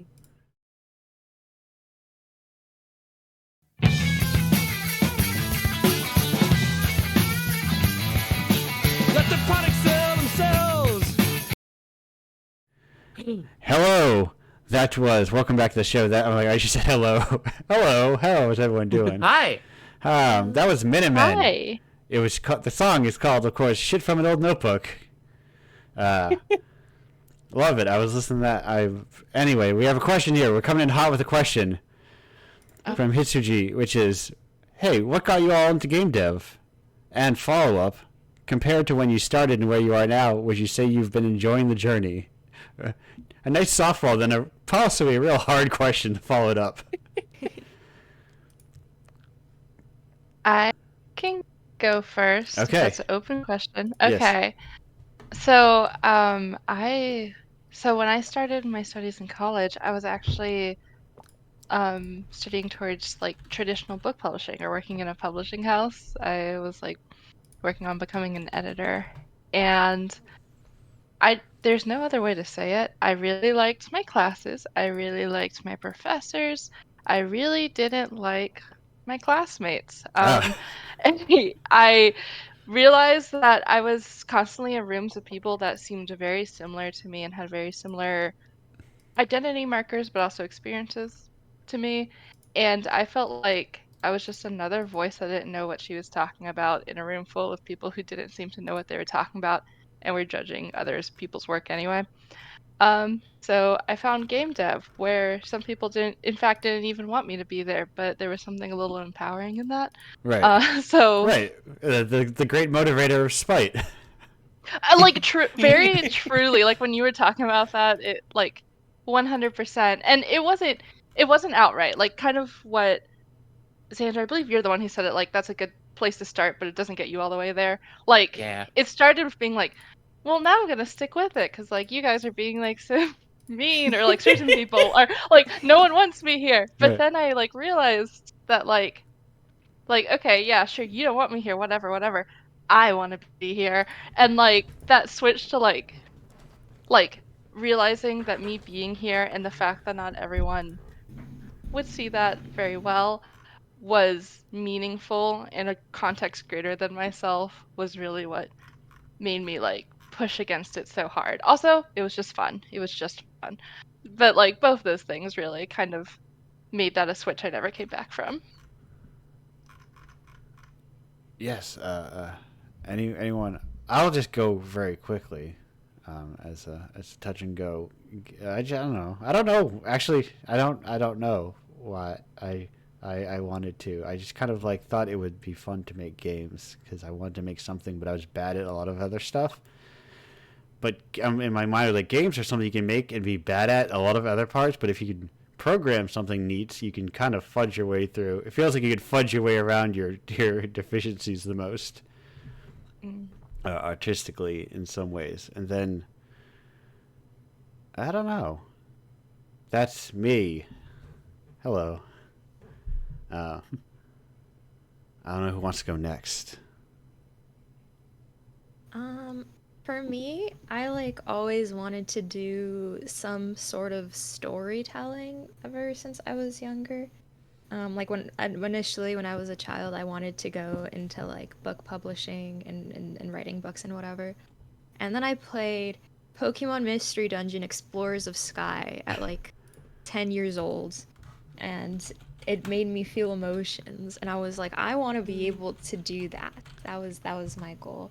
And so I always like wanted to go into game development in some form. I wanted to be able to tell stories in like the unique art form that is game develop that is making games.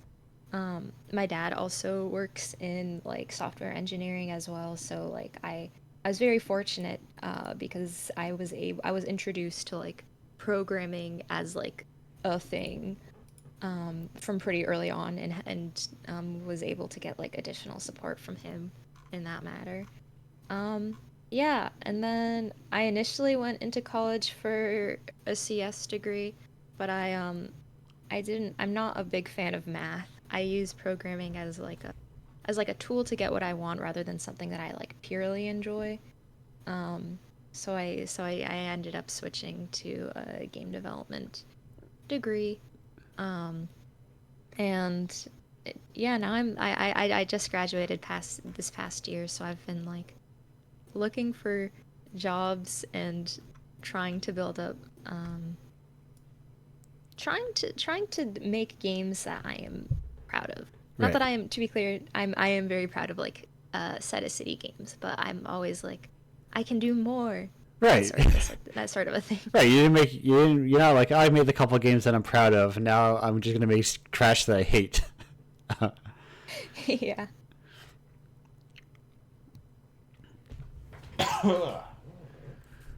Perfect. I can go. Yes, Alexander, would you like to? Yeah. So, like, I think one of my earlier memories was literally like making games in my head and Right. like making because I really got into like platformers specifically. So as a kid, I would just like make up like draw platformers on paper and stuff like that. And eventually, like in the mid '90s, my parents like gave me a copy of Click and Play. So I started making games on Click and Play, and I was like, whoa, I can make games on my own. I don't have to learn like programming because I tried, but I just could not understand programming. So I made like a bunch of like games and stuff like that, and it's always something that had like stuck with me that I like to do. But like back in the '90s, living in like Quebec, it was like games were a thing that other people made, a thing Right. that like came from somewhere else in the world. I pretty much grew up like being taught that like that was not something that was ever attainable. It didn't even occur to me. There was like no way to get any kind of like education or career path. Yeah. Um, so instead, what I just went to school for graphic design, and I got a bachelor's degree, and I found out that I was a decent graphic designer at the time, but that I was pretty like unless you were an A student, you were not getting a job. So I just ended up working in retail for a very long time. And it was literally at like my retail job where at some point one of my coworkers who was like much younger say like, yeah, I'm going to like this video game development job fair, and I was like, what? That's a thing? And then I begged my boss to let me go, so I went and I hastily put together a portfolio for like as an artist job, and I showed it around, and like no one was interested, but they did. But what I did then was like, okay, well, I can try again. I put a different portfolio as a game designer and put all of the like click and play games I made and all those maps and game modes I made in like Halo 3 of all things. And I resubmitted, like I went back and I got like admitted into like a game design, like a game development, like 3 month like intense like training thing, Right. and that got me a job out of there. So I was like, I was just before I hit 30. I went from like in the span of like a few months, like I like video games is not a thing that I could possibly ever work in, to actually working in an industry, and that was like mind blowing to me. It was like it recontextualized a lot of stuff Yeah, that's in it. my life. It's a mild generational thing of similarly. I did not. I think when I was in college, there was maybe one game design course in the U.S. Total. Mm. Maybe, maybe. And it was Yeah, it's great. It's like it's so great to hear that, like, yeah, that's a career path now. Yeah. You could actually study for this. That's fantastic. right. That's And yeah, you theoretically your college can help you get a job. You know. yeah. When I ended up working at a big studio, there was like 20 game designers working at various things, and I think one or two of them actually studied game design. Everyone else came from different like disciplines. Right. That it still feels like it's a very fresh thing. Mm-hmm. But that. Okay, I'm good. Angela, did you have any entry point, or was it the what's the word I'm looking for? Like that first Discord server convo? Was that like your entry into game development, or did you come in beforehand? Or I think pretty much my main entry with it. I'm still deciding if it's like something that I really want to go into as a full career. Just because I'm more familiar with like other like expertise in like art. But Yes. I guess like I did participate in like a as an artist in like this like Microsoft like competition like back in like high school, which we won. So that was that was a nice like thing to like work on. It was like a like dungeon crawler, like Binding of Isaac type game, and then kind of stuck with me for a while. But I didn't really pursue game development again until like just last year. But it's always been something that I've just like enjoyed like watching or like observing by like playing games, and then like seeing like what I liked about them, or like what functions or like what worked or like what didn't. It was just like I just internalized a lot of it, and then like tried to see if I could like apply it to like to actual development when we started doing jams. Yeah, and that's the benefit of not having to like, you don't have to just like, as mediums become broader and wider, the idea of like, well, my skill, game development is a nice thing because it touches every discipline more or less. Right. So you can dip into it as an artist or a sound designer, but then also, you can just do solo illustrations and, animation work and different graphic design and all that sort of stuff. I can do the trick. Yeah, it's nice how like you can just, it kind of requires like all being sort of like a jack of all trades if you want to be wearing multiple hats within like a game project. Right, and I think it really helps people to at least try all those hats on once, so they know like, oh, actually, I can't just be like, and they say like, oh, hey artist, just draw me a giant train full of.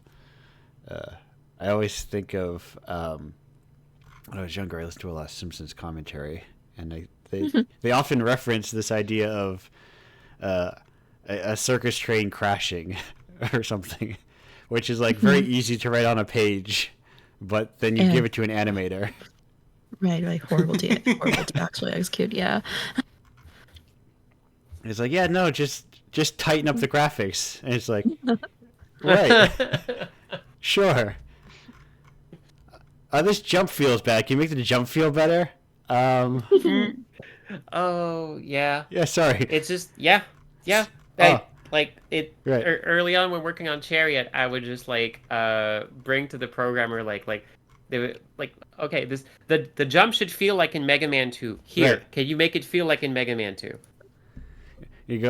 Now I see your problem. Your jump good variable set to 2. Can you set up to 100, please? So the jump is really good. The feel of things is very odd. Especially, I mean, I think a lot about jumping. I think a lot about jumping in particular because it feels like the switch to engines with built-in physics. There's been like a switch to that kind of style instead of like just use math to make jumps. That's what gravity is. Gravity is just math. And you kind of like, that's how, why things don't feel like Mega Man 2. Yeah, and even then, like, I've come to realize also that, because, nostalgia goggles always factor into it. Like, when I say make it feel like Mega Man 2, right. what I'm actually saying is make it feel like Mega Man 4. Right. Because 2 is a little bit too slippery, and 3 didn't have like some little edge cases they didn't work out. But by 4, they really had the physics nailed down, and that's the actual feel I remember. Yeah, and then sometimes where you say make it feel like Mega Man 4, what you're actually saying is make it feel how I think Mega Man 4 feels. Yep. How my imagination of it is. It's the thing I loved about Mario Maker is that I looked at Mario Maker and like, oh man, cool, they put all the old games in. And I didn't realize that they actually made them look better in a lot of subtle ways, but they managed to find the perfect, like, the exact value of my nostalgia goggles. Right. Because those games looked as good as I thought they did. As I thought I remembered them looking, but no, they actually made it look better. And I think any remake, any remaster, because also there's a lot of these right now, that can make a game look as good as I think I remember them looking, I think that's an art form. Yeah, because then it is the like what is like, it feels like not a new thing. It feels like, right, exactly, your memory of it. Back when you didn't have 1080p to compare it to, you were just living that 480 lifestyle, and you're like, of course it looks good. I don't know what a thing that looks better looks like. Then. Yep. Now, we mentioned this quietly during the break. I say quietly during the break. Quietly because you couldn't hear it, because you were safe in our zone of breaks. But streaming... oh yeah. I would feel remiss if I did not bring up, as we have, two mentioned streamers, and I guess...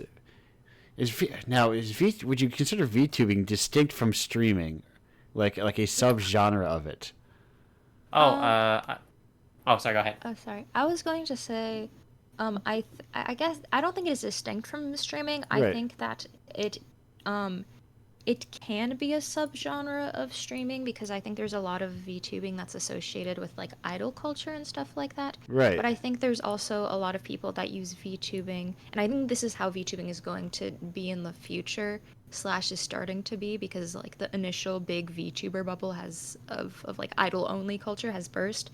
Which is people just using it as like an avatar for streaming. Right. And as a way to like express your emotions and like show your face without showing your face. Right. At least that's how I use it and how I like to use it. Yeah, like totally. Like it's really funny because when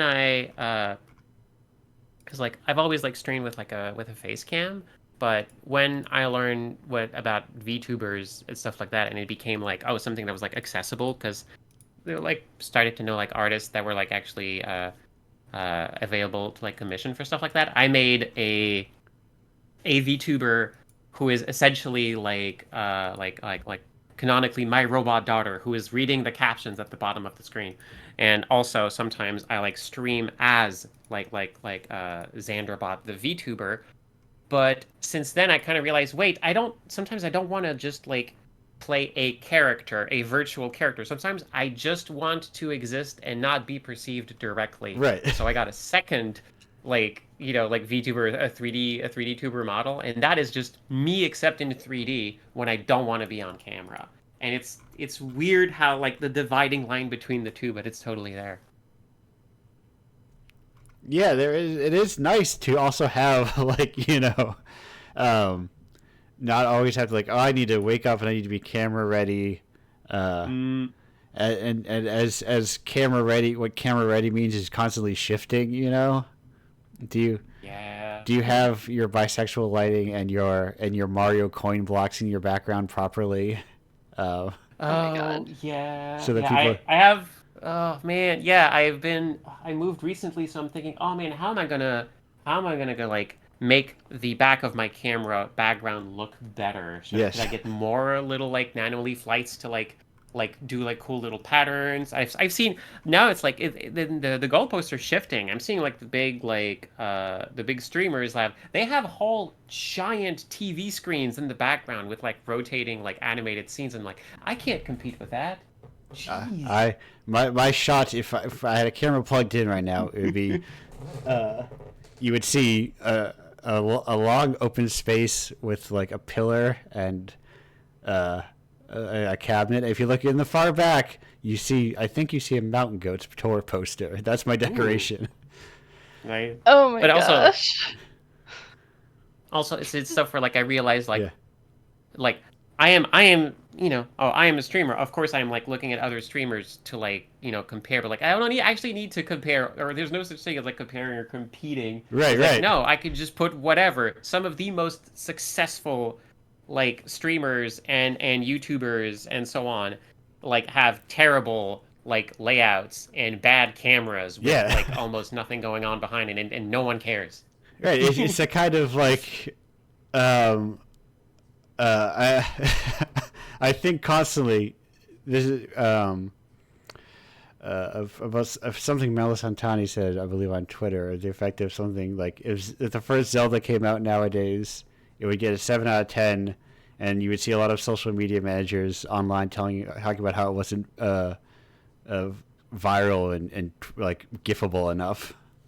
And I just think of like the entire culture of you need to be as marketable as possible until somebody comes out and they're unmarketable or whatever, and they do great. Yeah, it's man, I earlier like hearing like Jade talk about going to like conventions and stuff. Like I miss conventions a lot. Yeah.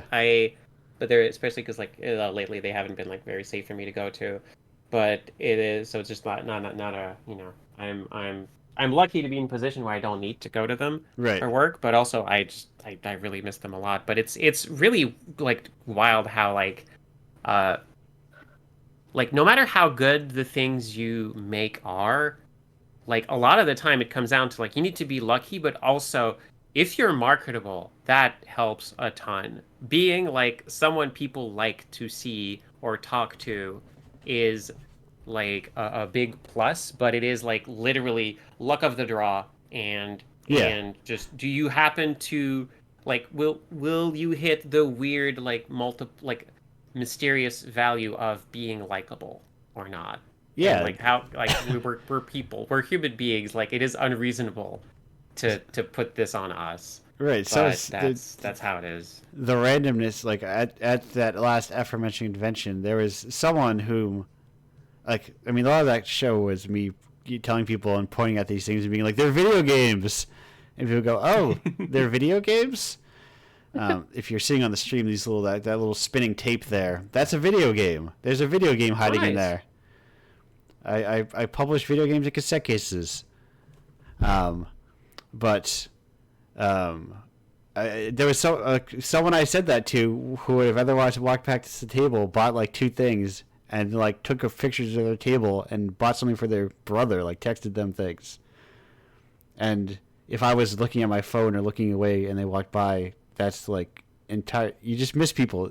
It's like that's how haphazard it all is. Mm, Yeah. the Luck is so much. It's Yeah. true. the back in the video game, like I'm just remembering the big studio where like, okay, big news. This YouTuber might play our game for like 30 minutes. If that happens, this have an exponential effect on Yes. sales. And it's just like, how do you? Oh man, what a messed up situation this is. That this has such a big impact on it. Right. That's why I always like. When I look at social media, I'm like, do I prefer an algorithm or do I prefer power users liking my stuff? Neither of them I prefer. So they're all the same evil to me. In terms of like getting that like wide success, it's like no, just work small and work gradual, but it only take you 7 years or whatever. But yeah. I have no solution for it. If you want any sort of success now. Yeah, that's the thing, right? It's the landscape is changing so rapidly that anything that like worked before may not work now, and vice versa. And it's stuff for like I'm for example, like I haven't been able to like rep my stuff as much because I'm like not going to conventions or events very much these days, but just because I did in the first like few years and I was able to like get a following, I was able to like sell a bunch of my like early smaller books because hey, yeah, it's a cute / silly looking thing for $5, sure. Like that means that now I have like a user base, a reader base that I can contact and help me make the next thing. And that's like it's so you need to build that so hard for so long. Oh, yeah. It's just I think about, and maybe I missed a year, but I think about, it's in 2024 is that the first time the Catamites gets an IGF award, and how long has the Catamites been around? It's like the stuff for like Among Us became like such an incredible sensation. That game was out for a long time. Yeah, right. Before it just hit the critical mass. It was just the right streamer surfed through itch or whatever or Steam and bought it and played it, and then it's just like, and now they're still making. Well, no, I think they've pivoted into whatever the Phasmophobia subgenre is. It seems to be the kind of like current flavor of the month. Of these sort of like 4-player investigation, isn't it? Yeah. Silly, right? Because with like content warning. Yes. And then before that, Lethal Company. Yeah. Yeah. Meanwhile, all the like so many AAA companies are like, okay, we're all making like what's the Apex Legends likes? Yes, right. Which are Overwatch likes, which are just TF2 likes. Yep. Oh Yeah. It's like Yeah. Which not. Yeah. Oh, sorry. No, go ahead. Summerfest, but what's the one that happened like? So was it Sony State of Play or whatever? That sounds like a game showcase. That sounds like a name of a game showcase. Mm-hmm. Yeah. I don't usually watch those, but I was like, whatever. It's half an hour. I have some time. I'll watch it while I'm eating. Yeah. And so I watched it, and like the first 12 minutes was just like not like a new knockoff Overwatch game, but it like somehow looked, in my opinion, more lifeless. So I was like, well, okay. Mm-hmm. And that's like the weird like software, because I'm sure those things will sell fantastically, or like good enough. Yeah. Like there's whole markets of games that are like, I don't know, not what you think they are, or kind of things of like they just work. They just come out. There's a million games. 15 of them are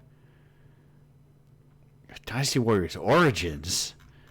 Am I going to learn about where Liu Bei comes from? And also the incredible irony of like the Sony having, like, I heard about this, like the they make like a little full game around their little robot thing, Yeah. cute little robot character, and they keep like referring like making nods and having like content from like other classic like PlayStation titles, like a lot of which were made by studios that Sony closed down. Right. So it's like, here, look, remember all these cool stuff that you can't have anymore, and that we like people won't make new like cool things like that because we closed them down because they weren't Oh my gosh. profitable enough. But they don't This need industry anymore. is so cannibalistic. They've got the IP still. Yeah. The IP still. Yeah. Oh, yeah. No. This is why I like being indie. This is why I like the indie space. It's not it's an honest living, even if it's I not love much. my indie darlings. Yeah, like it's. Yeah. I think earlier on you kind of mentioned the idea of like knowing the company versus knowing like the individuals who make it and how different those are. And like I think that is something indie has going for it. I think there's just a bit more recognition of the individuals than you would ever see at some of these AAAs. Like Mm, at least every once in a while, like you'll kind of get the like, oh no, but this is the guy who was also working on this and he like moved over here. Like I feel like you just hear that conversation more in the indie space. And yeah. which like as much as that's mortifying idea for like myself, it does make it just so much more humane on the whole. Yeah. It's not perfect, of course, but like there's you're right. There's so much of that more in indie, and you can always like it feels like I look at an indie studio or hear about an indie studio. Oh yeah, like this like there's 5 people and one of them worked on that other game. Like, oh, instant interest. Let's Right. go. Yeah. Or there was, oh no, I'm blanking on the name of the game, but there was a game that just got announced yesterday, and it's like, oh, it was like a series of people saying, I worked on this. Like, those are all people that I know. They're all work. Apparently, the entirety, like 90% of the indie game space was working on this one game where this person's sitting on a bench. They do more than sit on a bench, but the key art has a person sitting on a bench. And I'm blanking on the name of it. Wonder Stop? Yes, you got it. Yeah. Yep. It's also so funny working in indie dev and then like looking around and being like, oh, okay, so all my friends were on this project who Right. didn't tell me. like Yep. you hear like we all like respect the like, oh, it's NDA. Okay, no one bothers you, but then like the title gets announced and you're like, oh, okay. So Yep. you were working together. Yes, no. It was a cavalcade of names that I recognized. All people saying, yes, I'm working on this, I'm working on this, I'm working on this. That's New also, level of FOMO. but that's also what like also baked in that fear of mine of like people are like, this is what I've been working for the last 5 years. I'm like, what if that didn't come out? Oh yeah, like when I was working at like a big studio, Yeah. one of my colleagues who was like my colleague for like the entire time I was there for like 6.5 years. I think like that was like he was like a very good programmer. Did like great work. None of the games he ever worked on ever came out.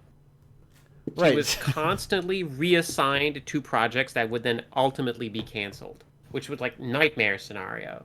Like, Because what are you gonna do? It's just it's do you have a resume at that point technically? Like, yeah. Oh my gosh. Yeah. that is. Oh, well, now while I'm thinking about it, now we have more guests of the channel. What is Summer Games Fest? Can someone tell me what it is? I need to know it.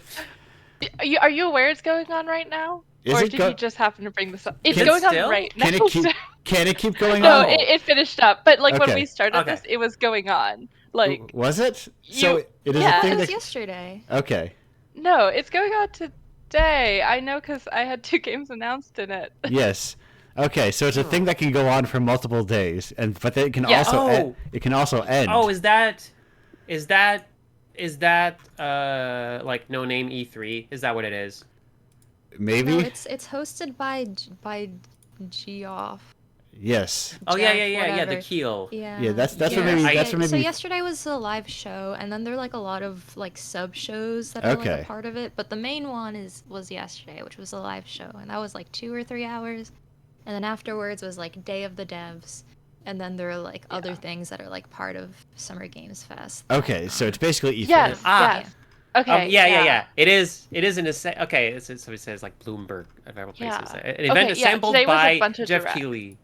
Yeah, Okay. aims to recreate some of E3's former glory. Okay, nice. Yeah. It's about this. It's about the right time of year. Okay. That makes so much sense now. They're trying to make an E3. Okay. I should make. Someone else should make. I should make an indie E3. We should. Yeah. Now here's the tricky part. I need someone to Today make. was Can someone make my parents the CEO of IMAX so I can have $1 million to spend on it? Huh? Oh my goodness. How do I become a late in life nepo baby? I'm trying to figure that out. I think at that point they just recommend marrying into it. Oh, okay. Oh yeah. It's a different term, but it kind of. I can be a nepo spouse. Yeah. Yeah. The house. Yeah. You got this. My new goal is 2025. Marry into power. It's like really bringing it back like they used to, you know? Yeah. It's a real like class. People aren't marrying into money or power like they used. Yes. Where's our lineage? Where's our like? I don't have a very good dowry though to provide. I think I need one. As my dowry, I have these 3 games that never came out, but that got really close. Yes, I have. So I've seen like a tweet or a Tumblr post circulating around that's something like, remember back in the good old days of the Renaissance where you just had a live-in artist and it was your little guy who ate dirt and made you wonderful things? Like, I want to be that again. Yeah, like it's like that's essentially what I like. How I'm able to like pay rent and stuff is like I managed to like build a small like niche on Patreon, but that's the equivalent. But it's like it's wild how like it's 220 people.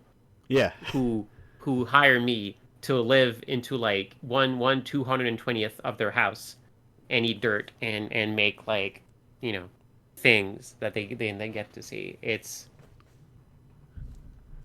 is. I can't wait for universal basic income because then everyone can just make cool stuff without having to make it to like make ends meet, and that is like Yeah. The way you're framing this though makes it sound like you're like crashing on their couches every other night, like every 220 days. You're just like there, like, well, thank you.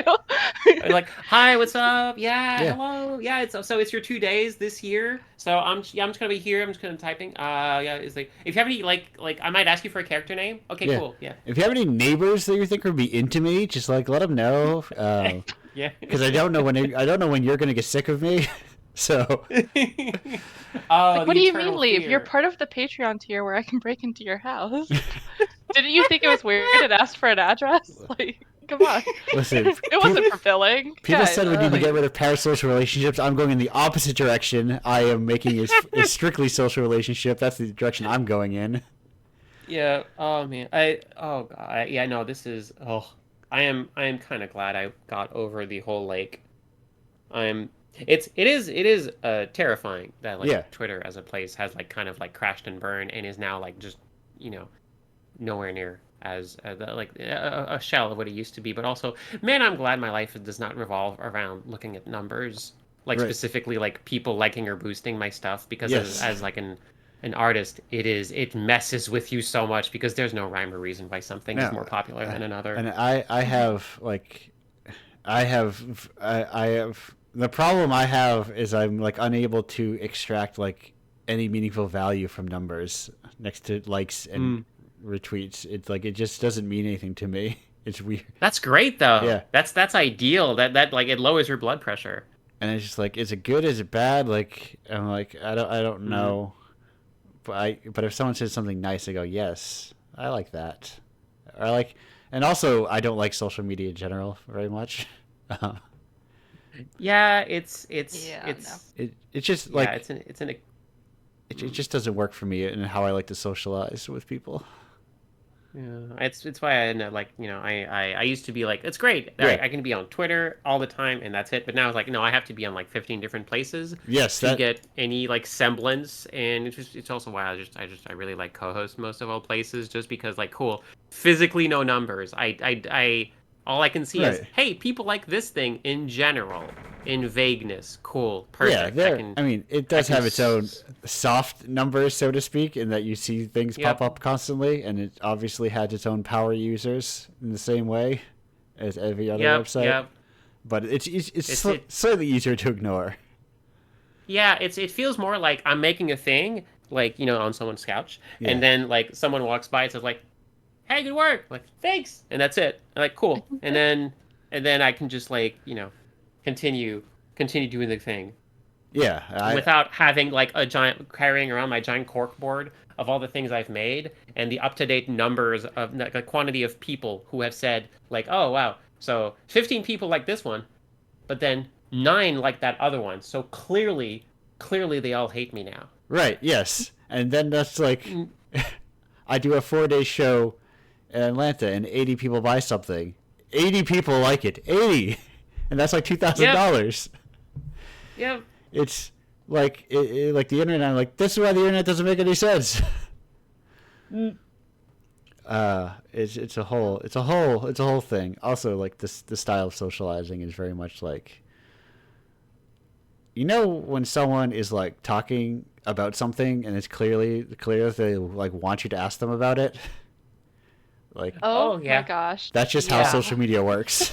We're all doing that It constantly. feels so transactional and so like on social media it's clickbait, but like it's the same phenomenon as like talking to someone that irritates you a little bit and they just are like, and after the weekend I had, and you just have to stare at them like, Oh okay. yeah. Oh, I what love happened? there's nothing I love more than to not ask the questions that people clearly want me to ask when it's just like talking to friends and stuff. Yeah. Like, oh no, yeah, no. If you're saying, if like, oh, you must think I'm like terrible at this, and like, I'm just I am not answering. I am not taking any bait here. Yes, you can't clickbait me in real life. I refuse. Or ask them about the reverse and throw them off. Like, if they're like, oh my god, this weekend I've had, you would not believe. And then just go, well, what do you have planned for next weekend? That would probably be better, right? And like, they just have to like recap real quick.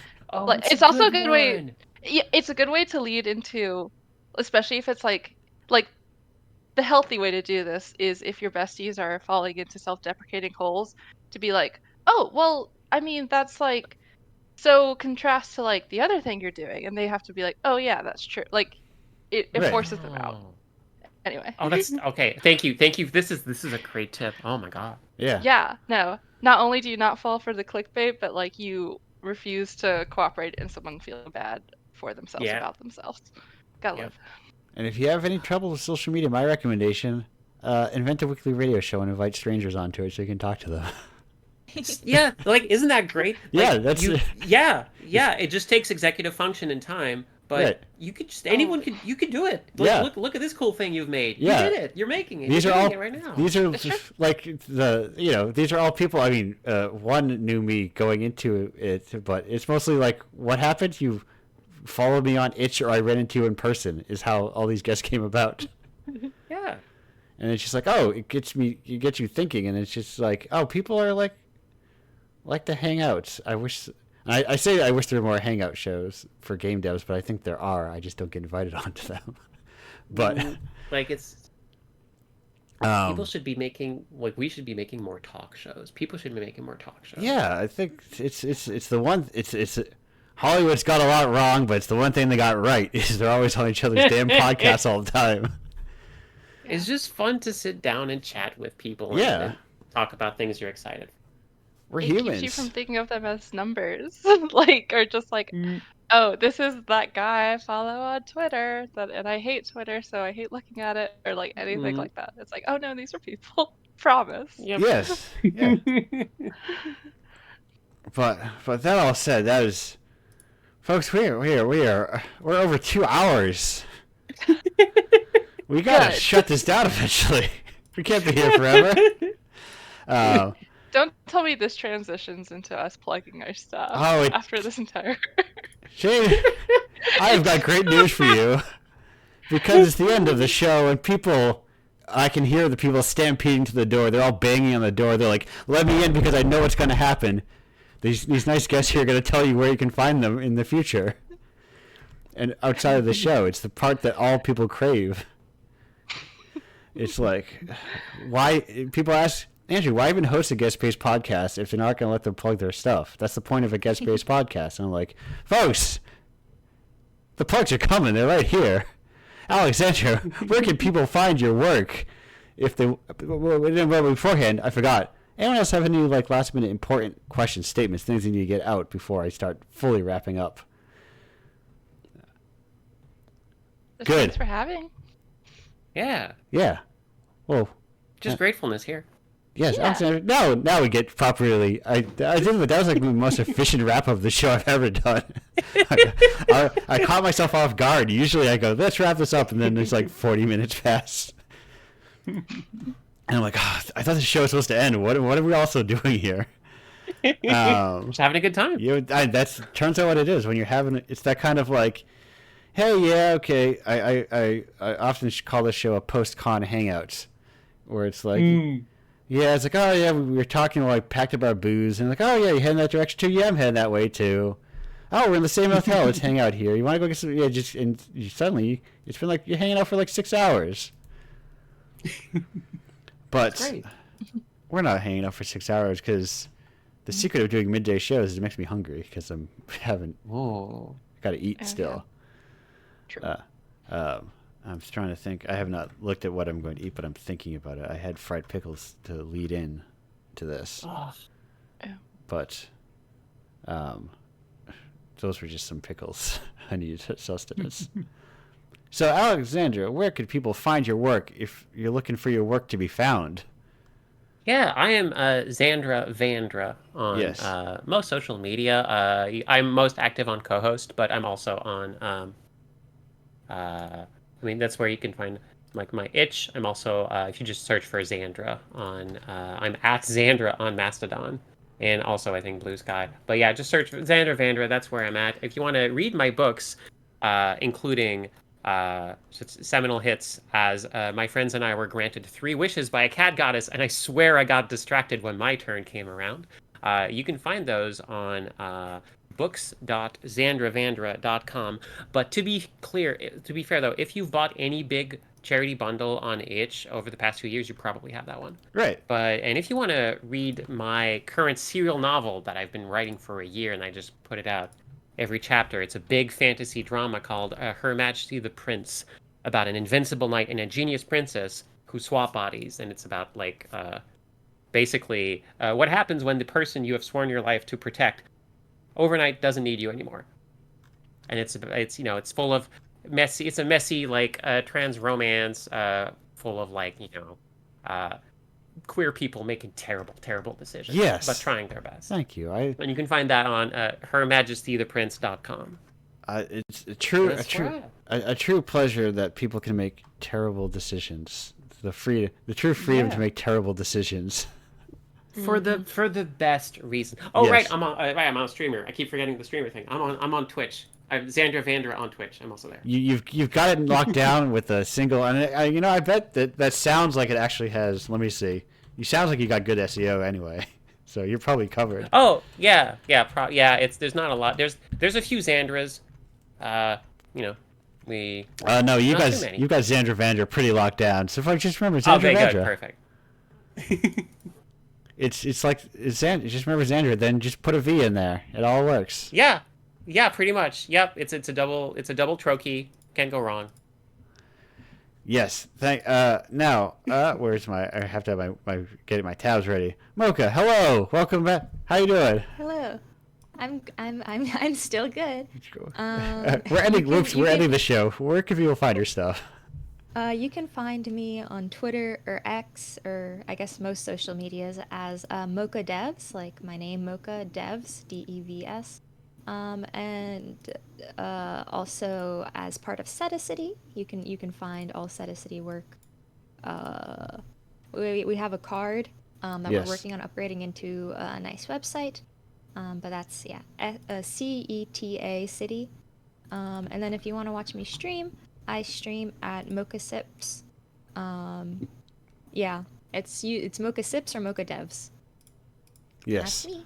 I'm like, I was planning ahead. I'm like, I got, I had the City in my Google form that I use for everyone's thing, but I did not have yours individual ones. So It's all good. I was like, I gotta get them.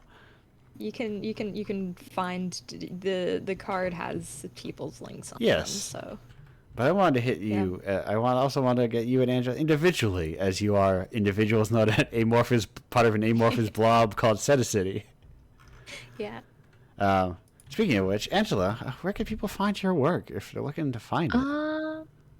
I'm like kind of everywhere. I'm pretty much on like all social media sites as like Curvia, Karvia. Sometimes the username has an S attached to the end because I could not get the original. Right. But on Twitter it's Curvias, Tumblr also Curvia, Instagram I don't really use much, but yeah, just you can just find me anywhere there. I also have a card at curvia.card.co that has like the master. It has all the master links. Yeah. Right. And Jade, you ready? Where can people find? Where do you want to direct people towards? It's your time All for right. you asked at the top, and now's your opportunity to plug your stuff. If someone really wants to find me, they can find me on Twitter. I'm at Jade G Alexandria, or you can just find me on my good old website, Jade Greene Alexandria. It's green with an E in it, or 3 E's. There's an E at the end too. But they're not all together. Yeah, no. But the best place to really find what I'm up to is to just find the games I've been working on. They're all available to wishlist on Steam right now. I have Sunnyside, which is coming out next weekend, the full game. I'm so excited. Sunnyside is through Rainy Games. That's a JRPG farming sim. Blood on the Thames is available to wishlist right now. It's through Team Firestorm, and that's a murder mystery puzzle game. And The Coldest Winter through Vibe XP. That's a psych horror narrative, and that's also available to wishlist on Steam. Yeah, and wishlisting takes like 2 seconds. You just Yes. Yeah, it's one of those magical numbers that feel meaningless, but like someone looks at them, someone in marketing who's stronger than I am, I'm Yes. sure. So please go bother them instead of finding me on Twitter. I don't post anything. Right. We don't all need to be our own marketers forever. Let's let people find stuff. I'm speaking of not wanting to be our own marketers. Speaking of wish lists, also I am in my first iteration of doing wish listing stuff, I guess. Go to there's a long backer kit link, but go to my URL I've made, indiepocalypse.com/Iron Circus, and sign up to be notified when the Indiepocalypse Iron Circus collab goes live at the end of the month. It's nice. A collection of 6 games with artists from Iron Circus and game developers from, I say from Indiepocalypse, but just Indiepocalypse adjacent devs that I know, including myself in a rare turn of events. Other than that, you go to indiepocalypse.com. That's where you buy it. Issue 53 just came out just yesterday. There's cool games in there. You ought to play them. It's a great way to like get into playing games or get into playing more games. If you would like to submit games that you've made yourself, indiepocalypse.com/submit. There's a Patreon, of course, to subscribe. Indiepocalypse.com/Patreon. At $5, you can get just the brand new commission games every month. It's quite a steal. For the mere cost of a full-ass AAA game, you can get 12 brand new independent games, one a month. I mentioned tapes earlier, indiepocalypse.com/tape, or which you can get them Indiepocalypse in physical edition, or if you have your own games that you would also like in physical edition, either sold through consignment on my shop, or if you're a game dev, you're like, I'm going to an event, I want a bunch of cool physical games to sell or give away or do whatever I want at an event. That's what the hell is that? That's pizzapranks.com/tape market.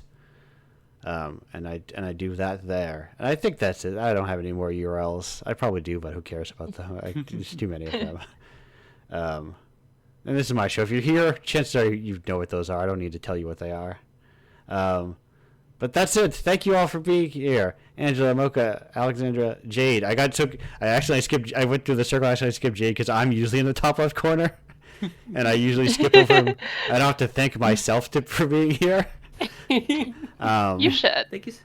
And Yeah. hey, and thank you all for listening. This is it's a fun show to do. It's a treat for me to come up here every week and often meet people. Sometimes for the first time, sometimes after 7 years again or whatever. But Yeah, sometimes. sometimes there are large gaps in between that space. But also, there's only 1 week gap between these shows. So see you all next week. Thank you. Goodbye. Thank you. Thank Bye-bye. you. Thank you. Bye.